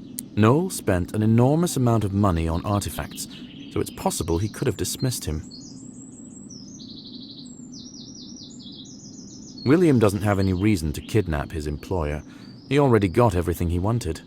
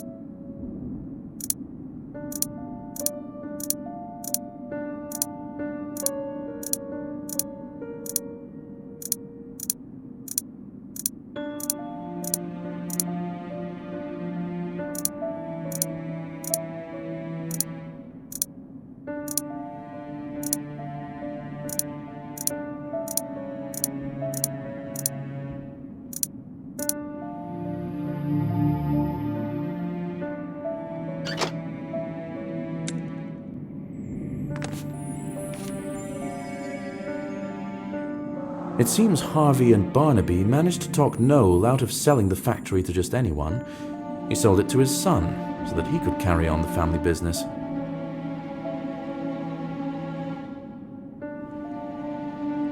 Noel had a conflict with his son and the factory director because of his profligacy. However, they managed to resolve this conflict peacefully. Harvey has recently become the factory owner. Noel was personally involved in the deal.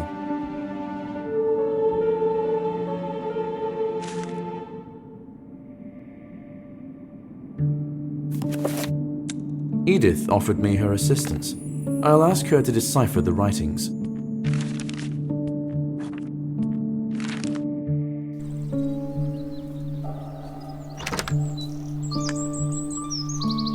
John, I didn't expect to see you again. Have you come to learn more about the excavation? Not exactly. I have a book containing writings in Egyptian hieroglyphs. I wanted to ask you to translate a few pages for me. Could you do that? Let me see. It says something about a powerful priest and a curse that will fall upon anyone who dares stand in his path to eternal life. Does it say anything about the curse itself? Yes, here. It says the wrath of the gods and the elements will be unleashed upon that person. The skies will open and burial sands will be cast over them. The gods will carve their curses into the earth. The air itself will vanish, and the underworld will unleash scarabs to hunt. There's more, but I can't quite make it out. I need to refresh my memory. It's been a while since I've deciphered hieroglyphs. Sorry. That was more than enough. Don't worry. Thank you. You're welcome. You know, you don't have to come by every time you need something. You can just call me. Here's my card.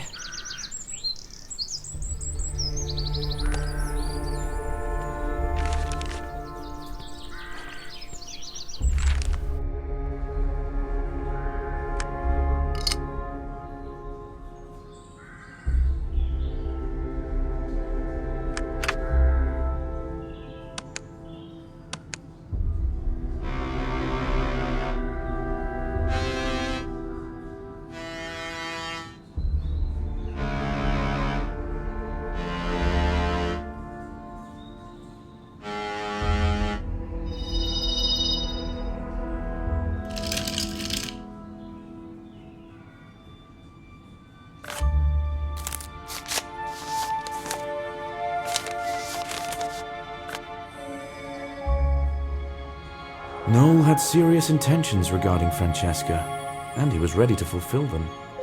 But he never had the opportunity.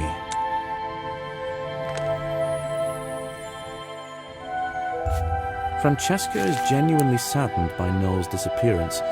I cannot know whether she loved him or not, but he offered her a carefree and luxurious life. It hasn't even started yet. I have doubts about Edith Barrow, the head of the excavation and Noel's right-hand woman. She lied to me when we first met, so I'll have to search her house to find out the truth.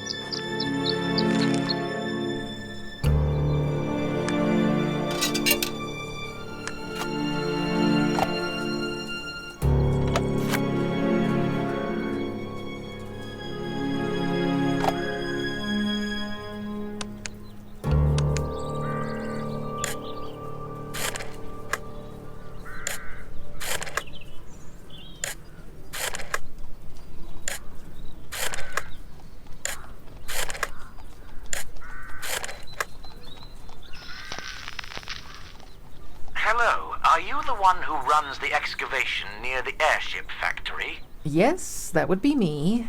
Is there a problem? I was just walking by and saw some rascals breaking the crane. If you hurry, maybe you could track the vandals down. I'll go check. I may need to call in a repair crew. Thank you. My team wouldn't be in a hurry to mention it. They'd prefer to use it as an excuse for a break. In any case, it's improper for a crane to be broken. Goodbye.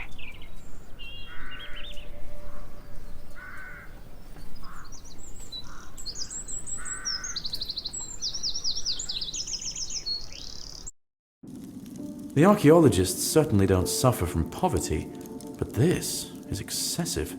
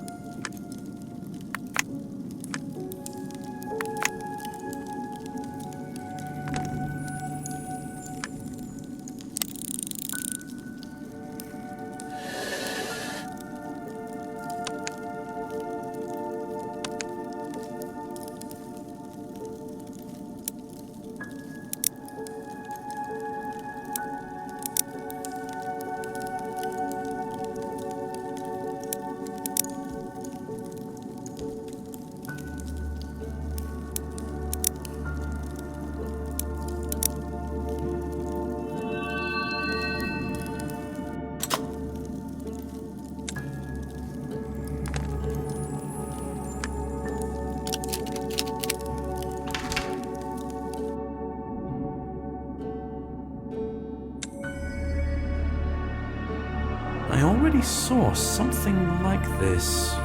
On the chest, in the airship, right.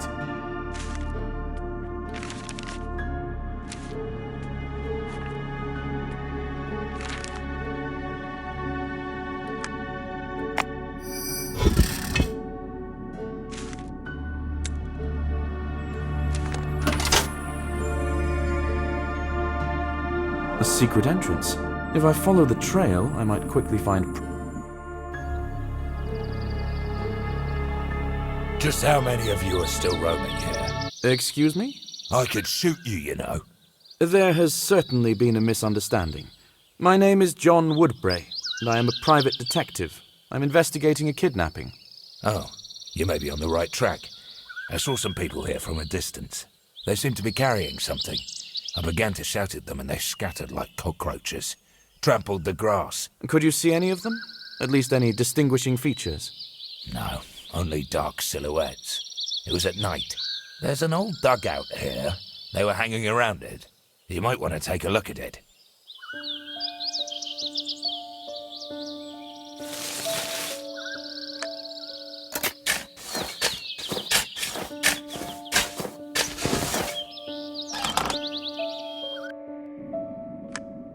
Something tells me this place will help me solve the case.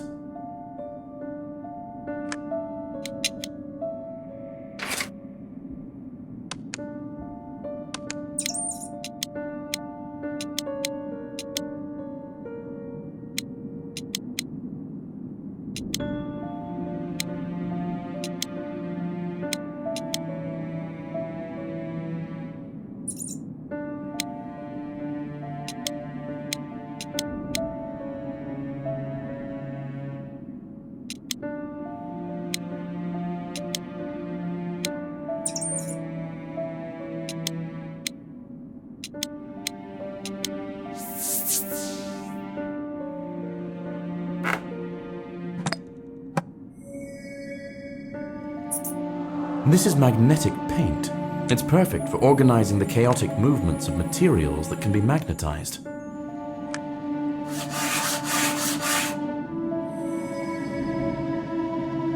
It's a heavy smoke used in theaters. That explains why it didn't vaporize in the closet.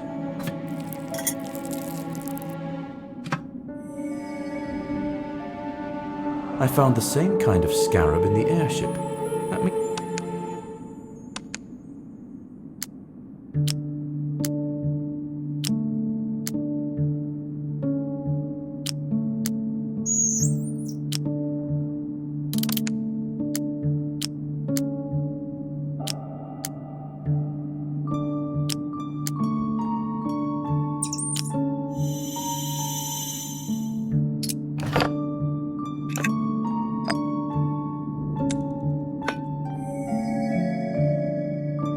inhaling chloroform vapors can be lethal, or, in small doses, cause a person to lose consciousness.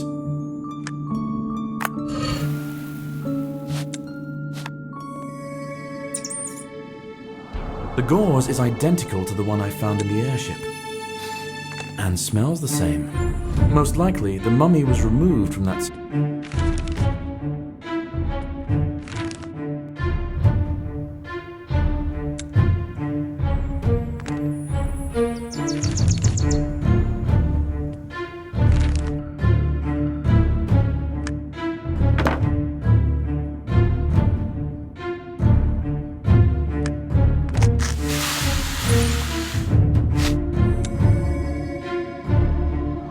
The magnetic sand can take various unusual shapes.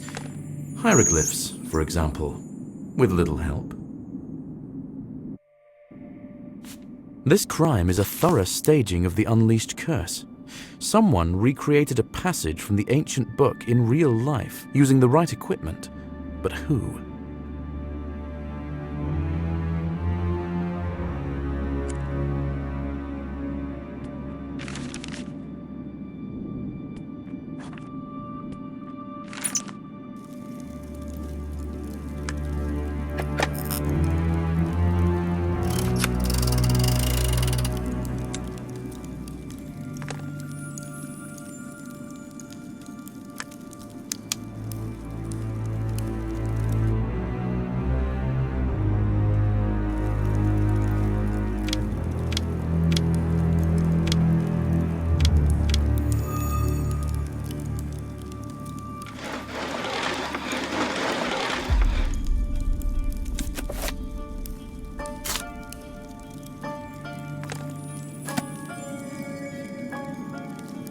It's a square where the gates to the park are.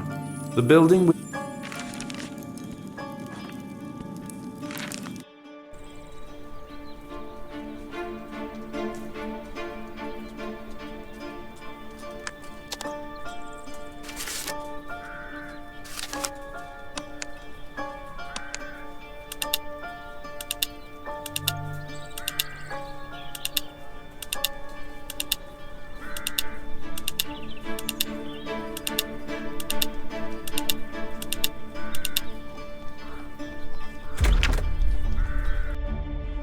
I think this is the last stretch of my search.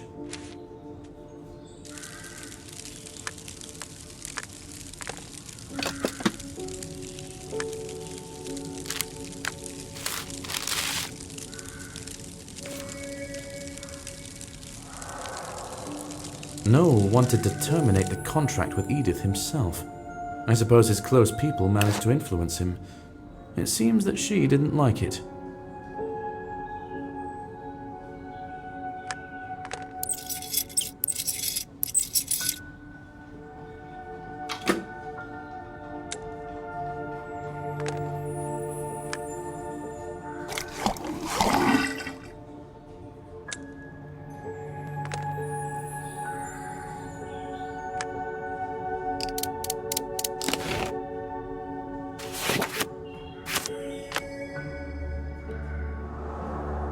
I already saw the real will. According to this new one, Edith will get almost every possession of Noel's, and the signature here.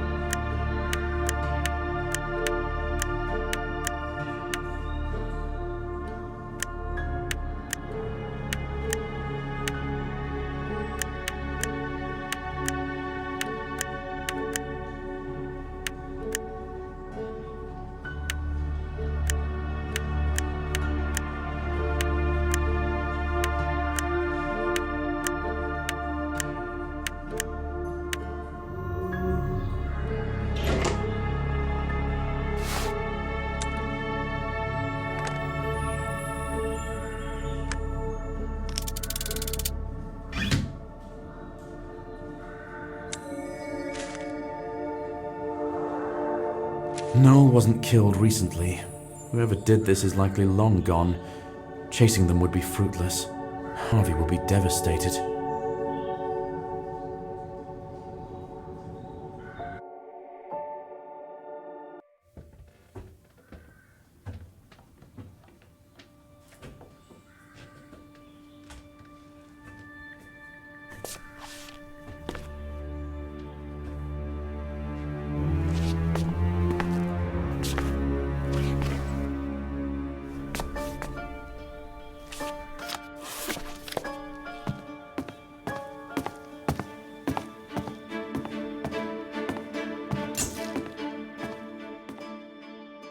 Edith Barrow's guilt was obvious. She should have been held until trial based on the evidence gathered, but she managed to escape before the search. Harvey was desperate. He said he would do everything in his power and raise the whole town to find her and bring her to justice. Witnesses say that Edith was spending the evening with her team on the night of the kidnapping. Whether that's true or not, I do not believe it was the work of a single person. I was left with one question I can't stop thinking about. Who helped her?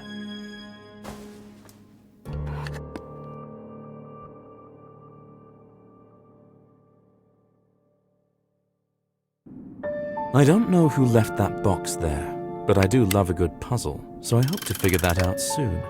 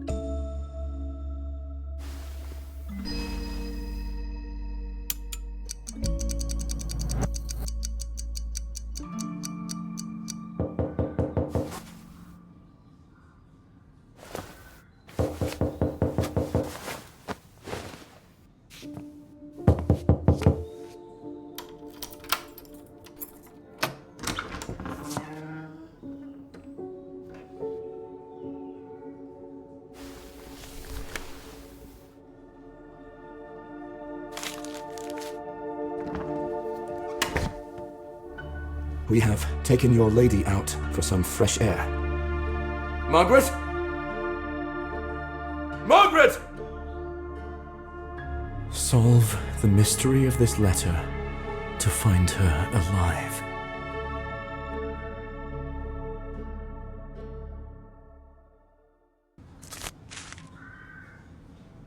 There should be hidden text here. I have an iodine solution in my suitcase. It interacts with many types of ink, so it should reveal the writing.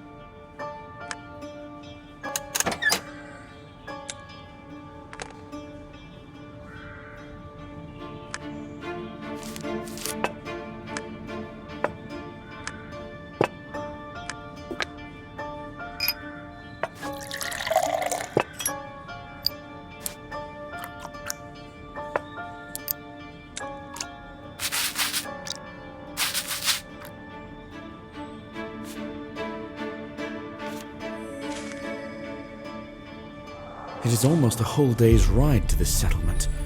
I will have very little time to investigate. I can only hope that the case is simple and leave this place as soon as possible.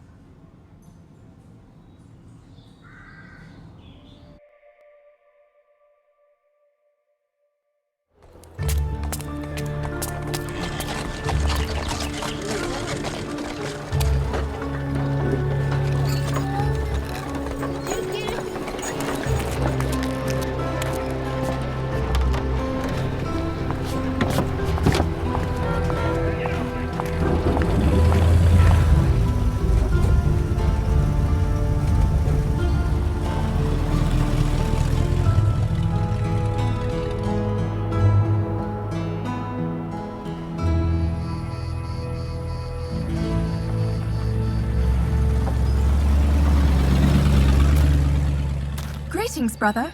Guests are rare here. Have you seen a girl here? Beautiful, with red hair. She either came here by herself or someone brought her. No. No one. No one comes here without a purpose. I need to find the Supreme Counselor urgently. Please, where can I find him?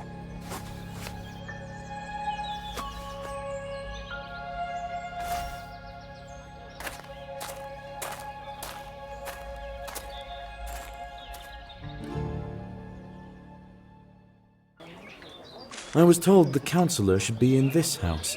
I hope he is home and can bring me up to date.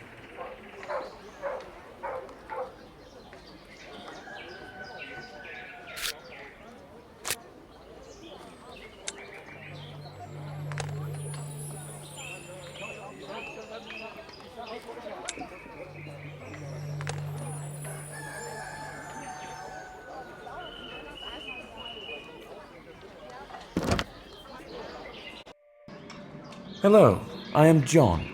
As I understand, you are waiting for me.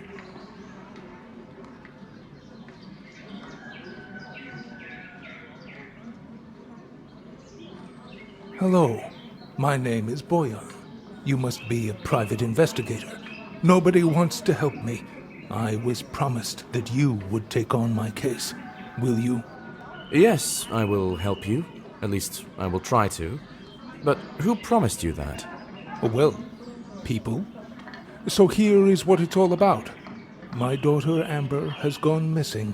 She has been gone for 2 days, and no one cares about it. I asked the head to gather people for the search, but he said he sees no reason to do it. The head of the congregation? Can you tell me more about why he refused you? I suspect it is because he knows exactly where she is, and he doesn't want me to find her. What do you mean? I shouldn't speak of this directly, but I think that Luca, the head of the congregation, tried to appease our god using my daughter. What makes you think that? I saw her. I saw how my little girl's spirit left this earth. She rose above the temple. Such a pure, innocent soul. Let's say that's true. Did anyone else see her? I don't think so.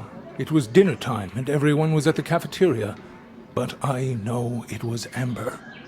Help me bring the offender to justice, John, to prove that a crime was committed. I will do everything in my power. I do not yet understand how this case can be solved, but I will solve it, one step at a time. Where can I find the head? He can be at the cemetery at this time of day. It is across the river. Cross the small bridge and turn right behind the mill. Even if you forget this route I have just described, believe me, you won't get lost here. Can you lead me there? Alas, as a Supreme Counselor, I have a lot of duties. I need to go and join my spiritual family. You can linger here a bit longer if you want. My house is your house. Now I at least know what the girl looks like.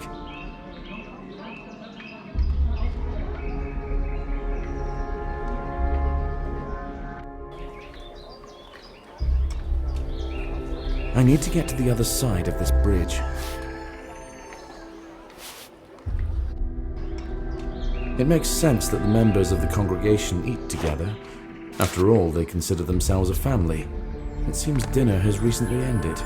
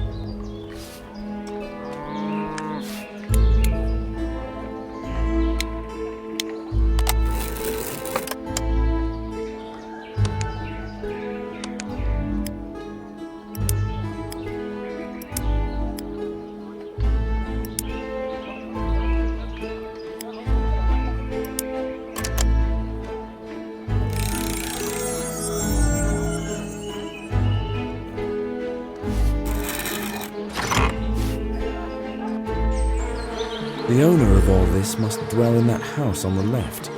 To the right of the mill is the path to the cemetery.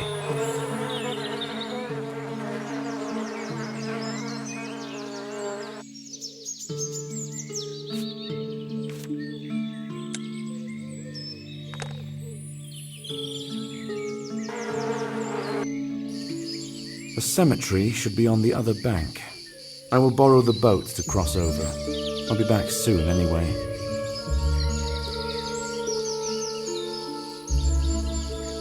There's no oar, and there's a hole in the middle. I'll not get far like this, but I can solve the problem with the hole if I borrow some wax from the nearby apiary.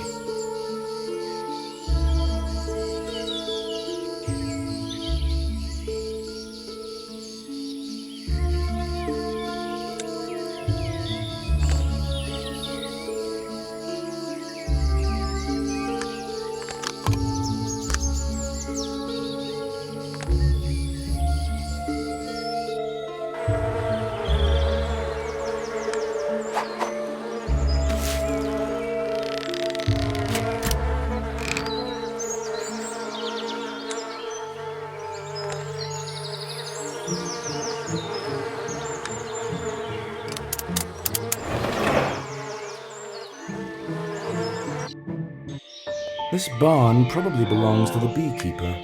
I hope no one will mind if I take a look around.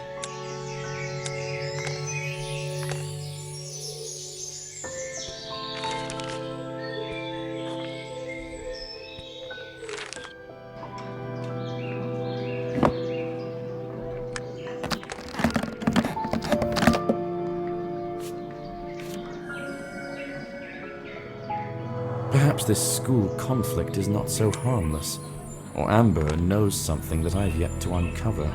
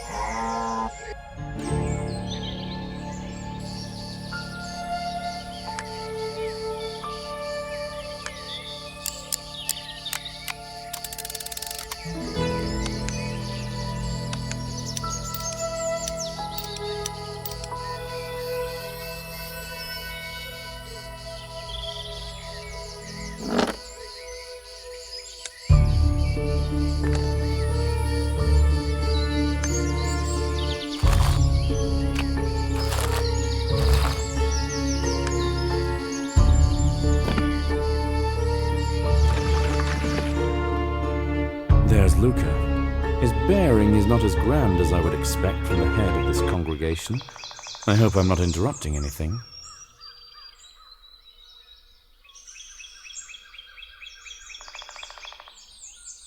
Good day, Luca.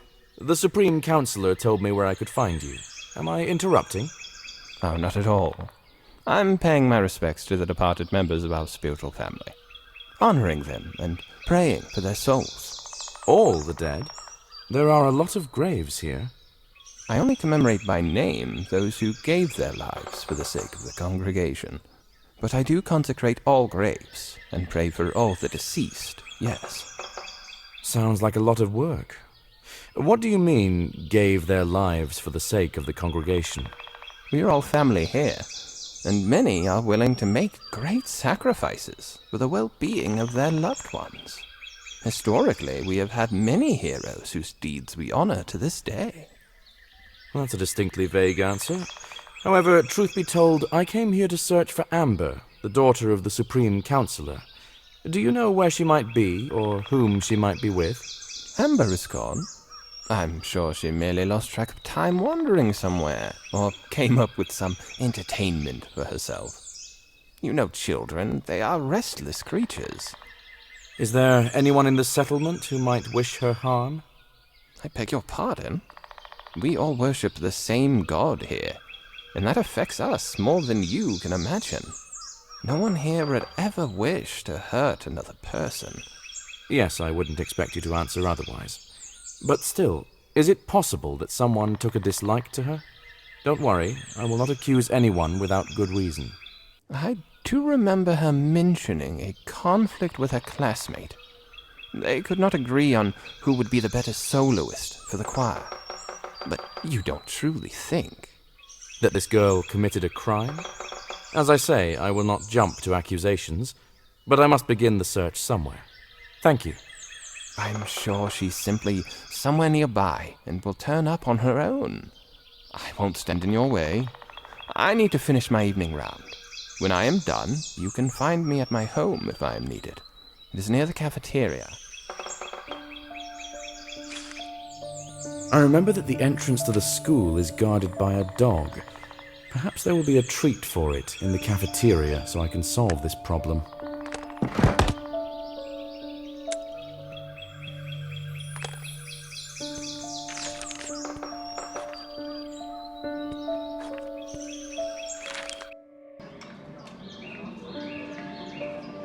Hello, I would like to get inside the school, but there is a vigilant guard at the gate.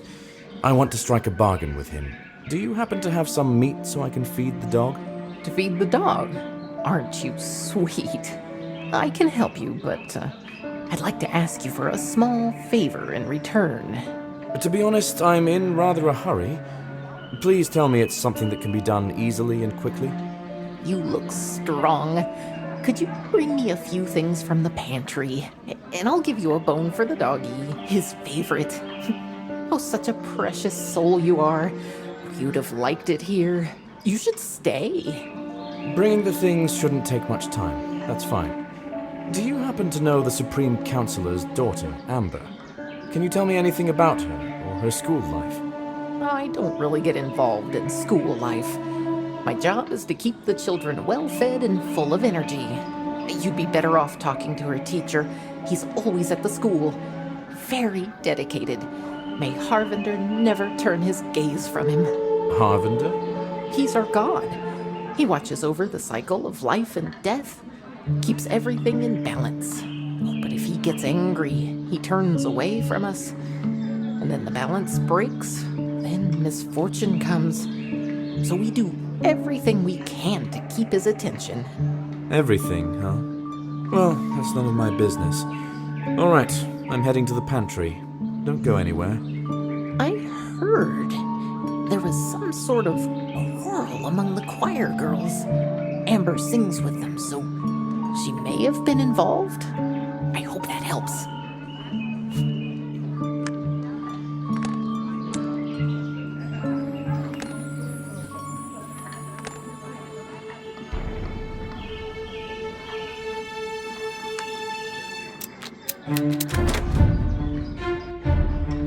The food must have been kept in the small area beneath the stairs. There aren't too many items here. Collecting everything I need shouldn't take much time.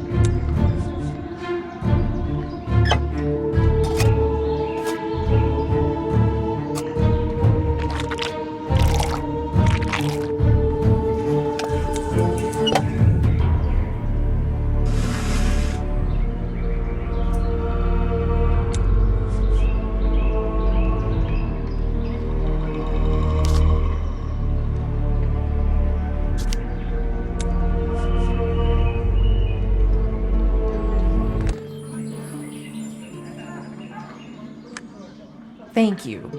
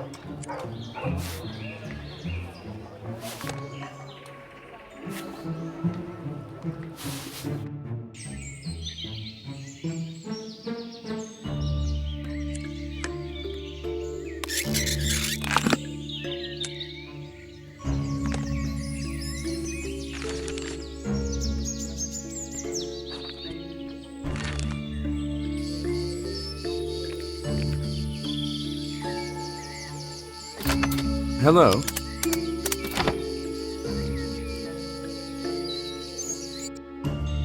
Greetings. Do you have a moment to talk? Oh, I didn't hear you coming. You must have been knocking. I'm sorry. The work has consumed my head. Do you need something? Who are you? My name is John Woodbray. I came here from the city on business. I would like to ask you a few questions regarding your pupil, Amber. On what subject? Amber is a wonderful girl. She is friendly, studies well, sings in the choir. She has all the chances to become the soloist if Summer moves aside on the pedestal. Who is Summer? Where can I find her? Summer is the daughter of a beekeeper. Therefore, most likely you will find her somewhere in the apiary area. She is in the same class as Amber, and sings in the same choir. And they have enough reasons for rivalry. You're saying Amber and Summer have a conflict over who gets to be soloist? And you're unable to solve it in any way? Well, yes. The thing is, there can be more than one soloist. But Summer doesn't want to accept this. And Amber lacks the forcefulness to take what's hers. Girls were just raised too differently to see eye to eye. Can you tell me how long this infighting has gone on? And in what form? Since the winter solstice. They argued, fought, and much more besides. But the instigator is always Summer. Her desire to defend her position is quite understandable, but her methods are a bit barbaric. Amber didn't even come to school today. What else can you tell me about this situation? What you must understand is that the choir is a child priesthood in a way. They participate in rituals and perform rites. It is a form of power, and no one gives power up easily. Not even children. Can I take a look around here? Search for evidence of the rivalry between the girls? It's just that the sun is setting, and I suppose you might need to leave soon. Oh my. I've really got carried away with work. I should have been home hours ago. If you want to stay here, it's not a problem. I won't lock the door. Best of luck. Now I know the rumors are true. There was a serious rivalry between the girls. There should be evidence of this. Children at this age can be terrifyingly cruel. It's hard to say for certain how serious this threat is. As I understand it, the scratched-out face is supposed to be Summer's. That means their hatred is mutual. The keyhole has been filled with chalk, making it impossible to open the lock. Chalk can be dissolved with vinegar. There must be some somewhere in the village.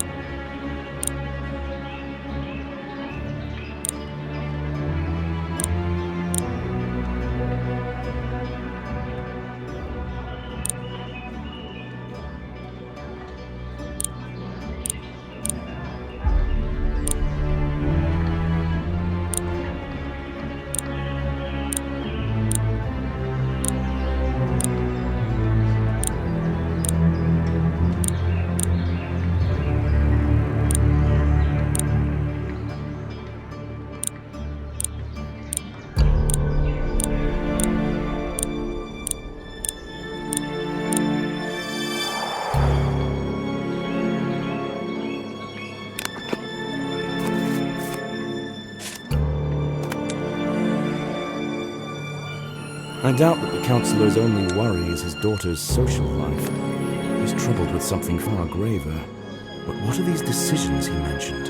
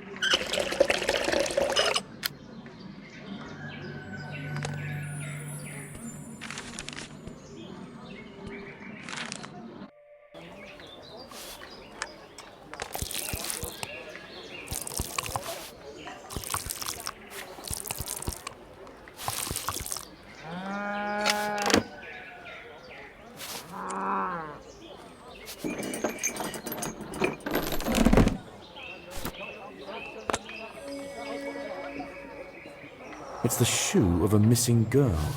Was it thrown away out of spite? Or to get rid of the evidence?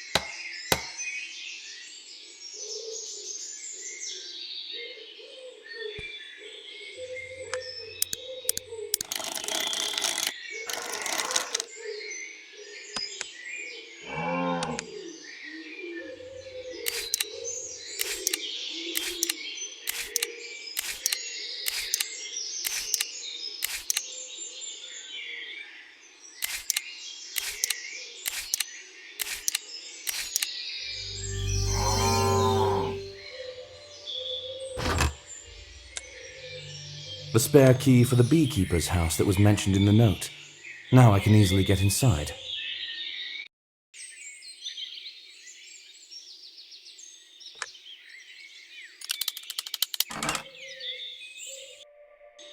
It's a beekeeper's house, which means that summer should be here. But it looks like nobody is home right now.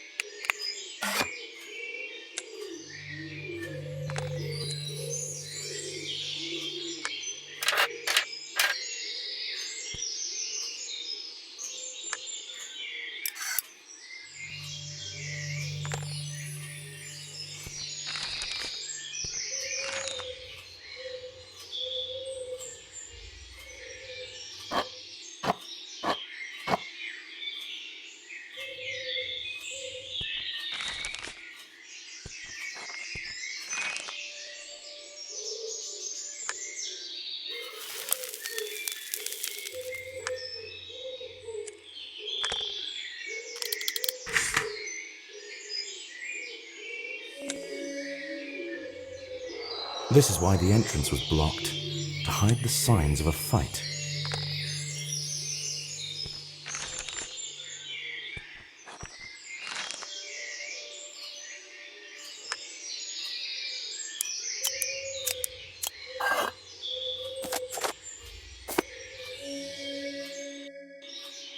Summer has a serious dislike for Amber, and it looks like the reason lies not only in the choir, but also in her social status.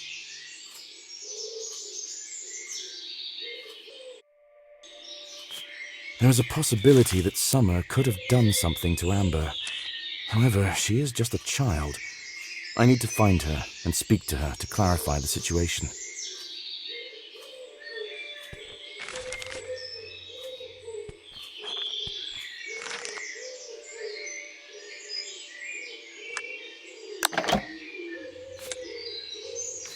I saw this meadow near the apiary right behind the mill. If I'm lucky, perhaps I will find Summer there.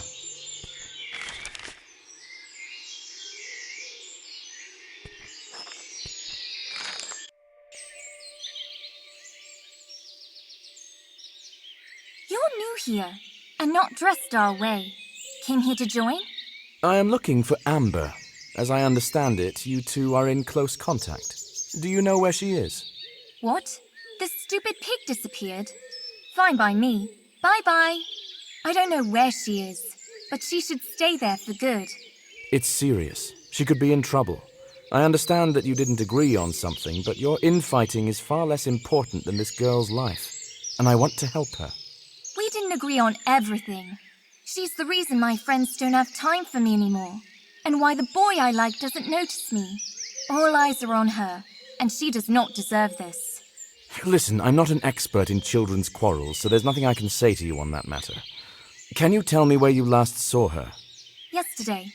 In the morning, I beat her up in the dressing room because she once again started saying that she would become a soloist soon.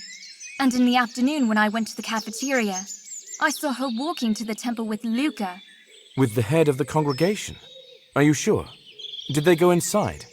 He's the only one who wears such a robe, and I would recognize this foolish girl from a mile away. I don't know if they got inside or not. I was worried she'd tattled on me to him, and that they were looking for me, so I came here. Thank you. I don't think anyone's looking for you. Your teacher seemed indifferent, and the head didn't say anything. Being a teenager is hard. I know it well enough myself. Take care. Things will get better. Are you that John fellow who just arrived from the city? Yes. Is something the matter? I merely have a message for you, that is all.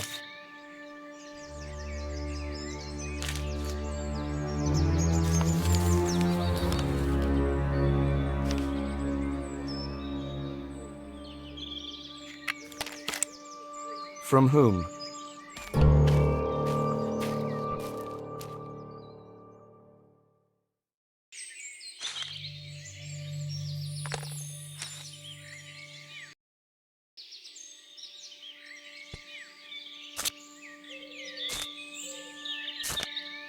This cannot be good.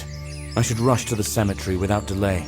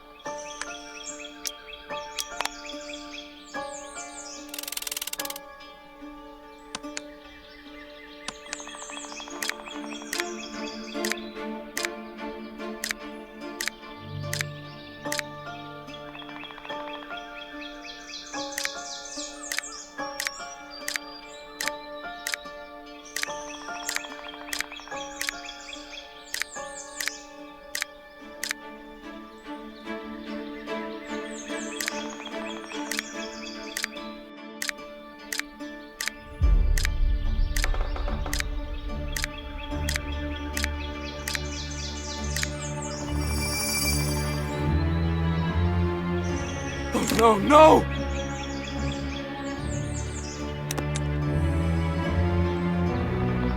Who on earth are these people? And what do they want from us? There's no time to waste. The head said that his house is near the cafeteria. I think Luca knows where the girl is. It's time to expose him.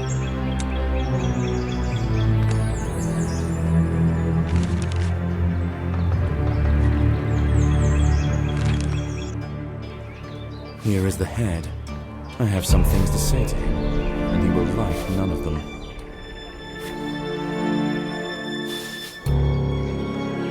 You have been lying to me this whole time.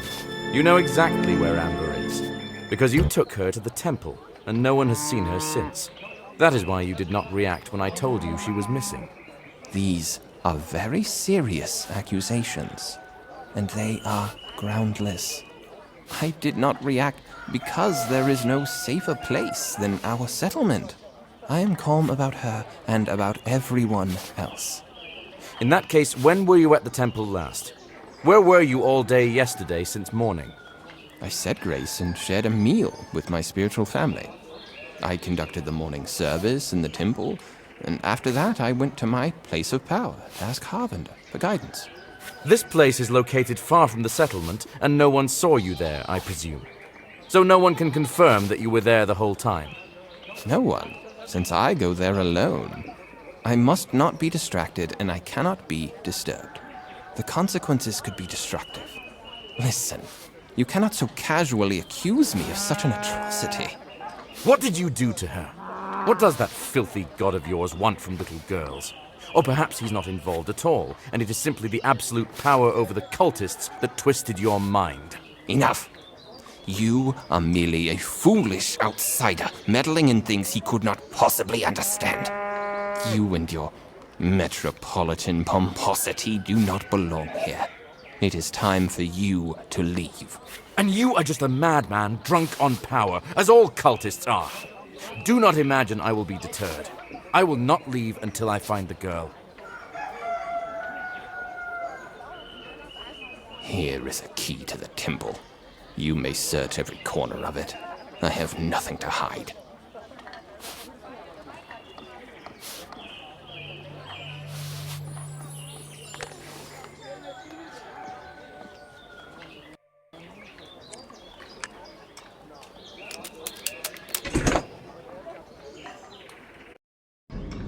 Amber! She must be here.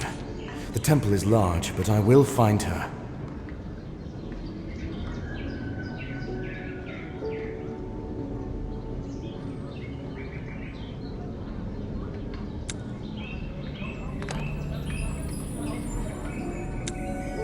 I don't think fights are common in this temple. These are signs of a struggle. The weaker one tried to escape, while the stronger one helped. This ribbon might belong to Amber. That means there's a chance it was she who tried to escape the temple.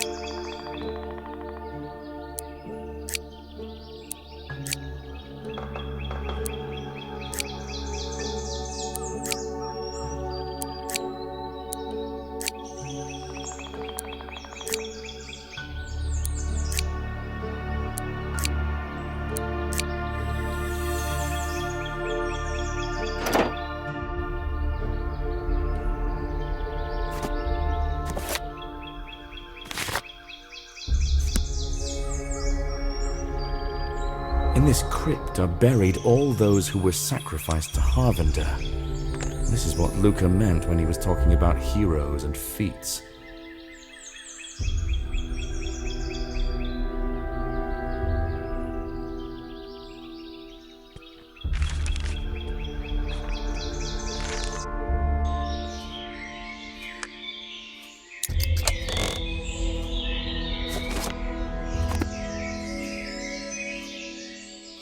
As I understand it, the congregation still sacrifices lambs to this day. But has the result remained as disastrous as back then? And has everyone made peace with it?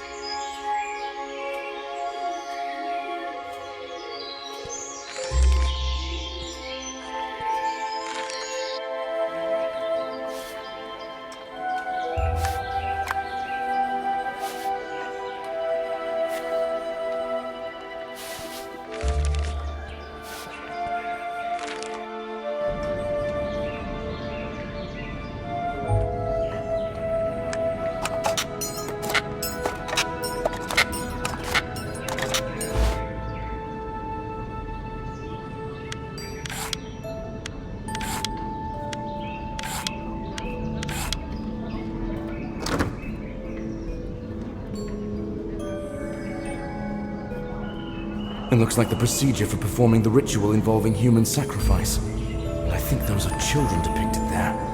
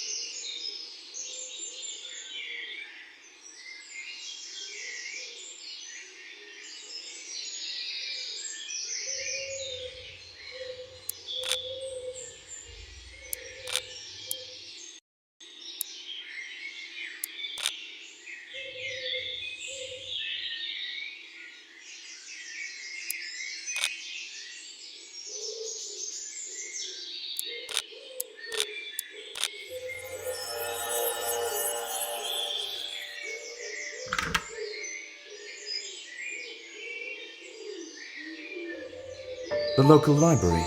There's a good chance I can find much of the information I need here.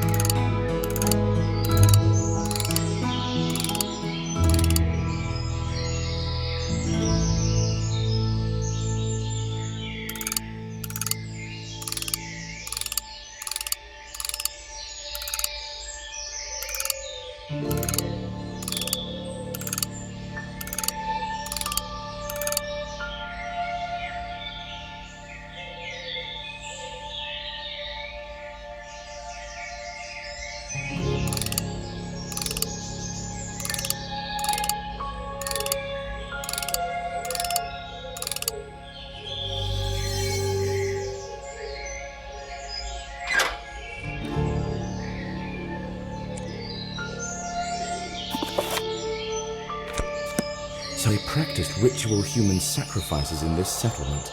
But about 20 years ago, they started sacrificing lambs instead of people. There's likely hidden information on this scroll as well. I don't have the iodine with me, but perhaps heating the scroll will work. I need only find a place where I can secure it to do so.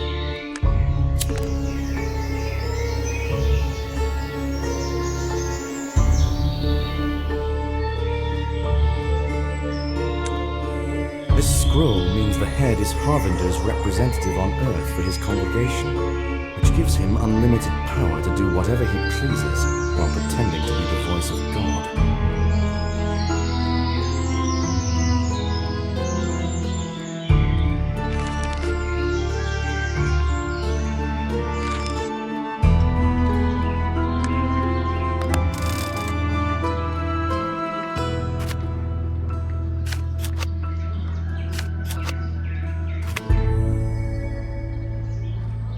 The children look as though they are merely napping, but according to what I already discovered, these pictures were taken right before they were sacrificed.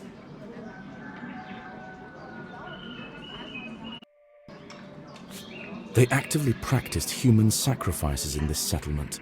No one told me about that, and I do not think anyone would have.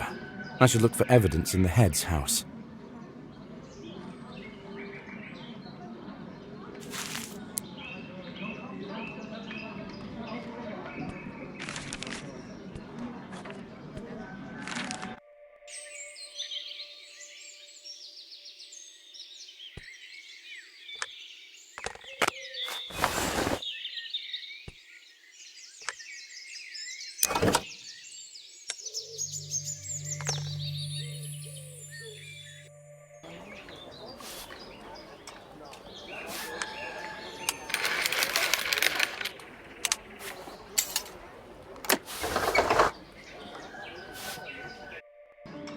I can freely look for evidence of the head's guilt while he is gone.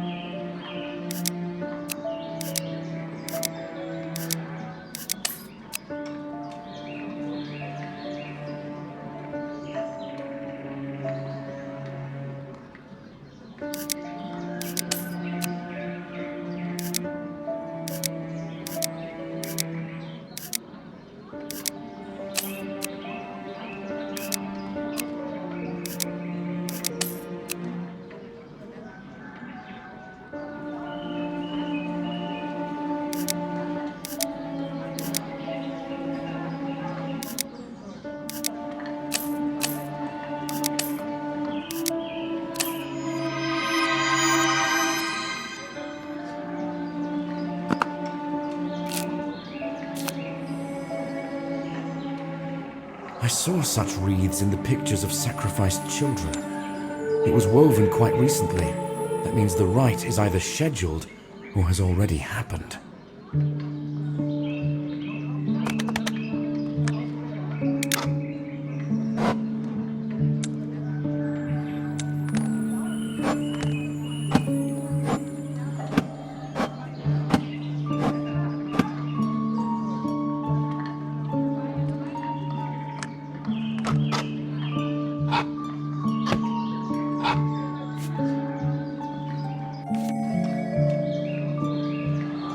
If life in the settlement worsened after human sacrifices were banned, it is possible that the head decided to return to the old traditions.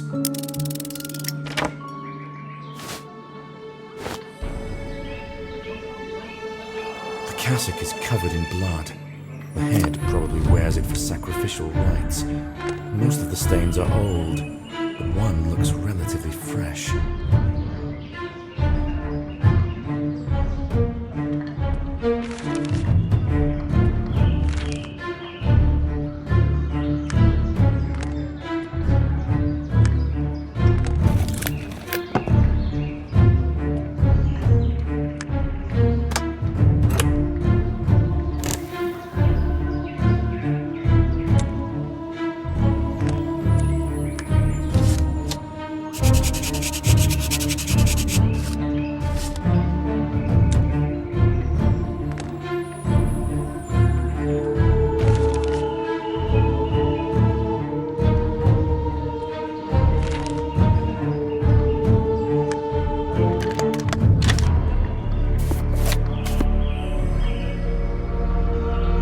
As I thought, the head was indeed looking for a way to restore the harvest yield to these lands, and he considered the option of bringing back human sacrifice.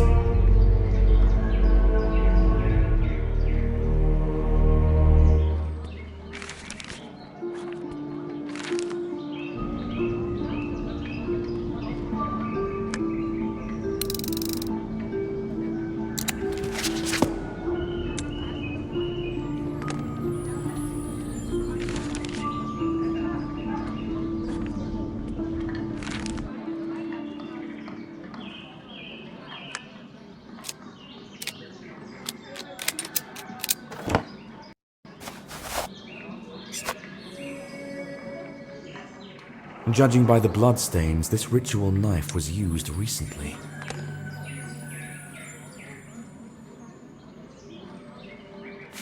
All the evidence leads to the head, who secretly sacrificed Amber to the local god. Of course, he denies it. I need to inspect the temple thoroughly. The girl might still be there.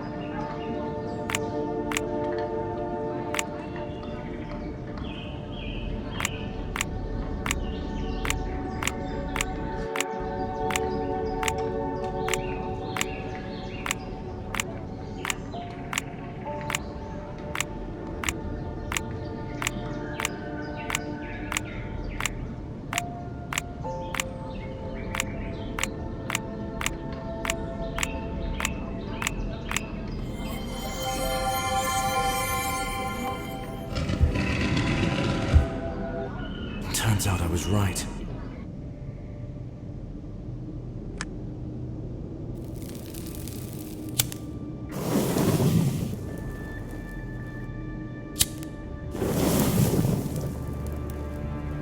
Margaret! It seems she's unconscious. Could it be that they wanted to sacrifice her too?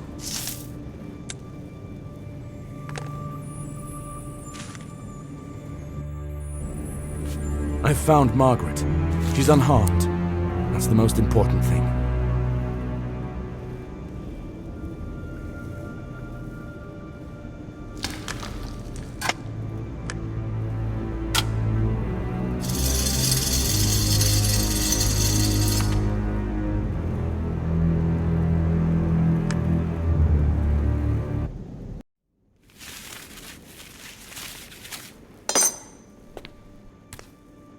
Are you all right? I am, yes. But you're not. What do you mean? I'm afraid you lost, darling.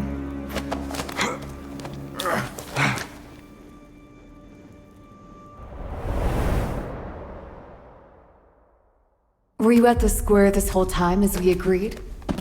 Yes, I think a good half of the congregation saw me. My congregation. Good. Get started!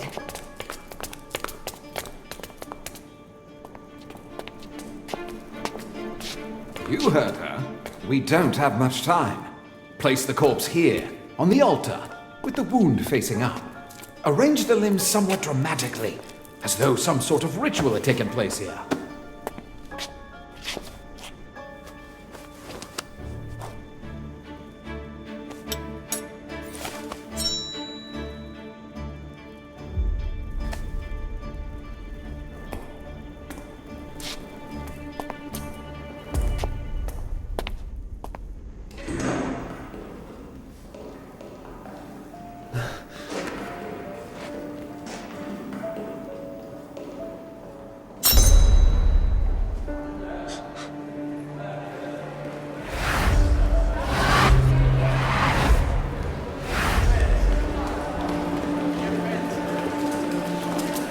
You are under arrest. Put your hands up and don't move.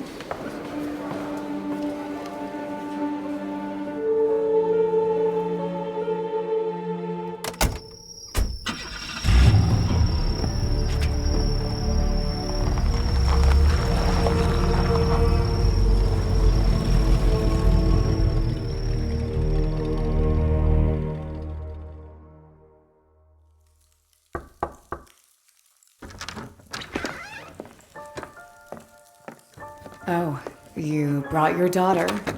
Did you receive the title you craved? Yes, thank you. Your people did a great job.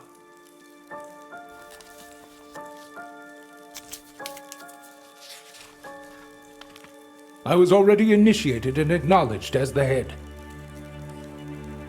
If I may ask, don't you pity the boy?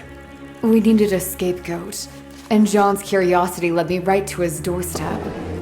After that, it's either him or me. If someone seeks to get away with breaking the law so they can get what they want, I'll be sure to recommend your organization. You stage perfect mystical crimes.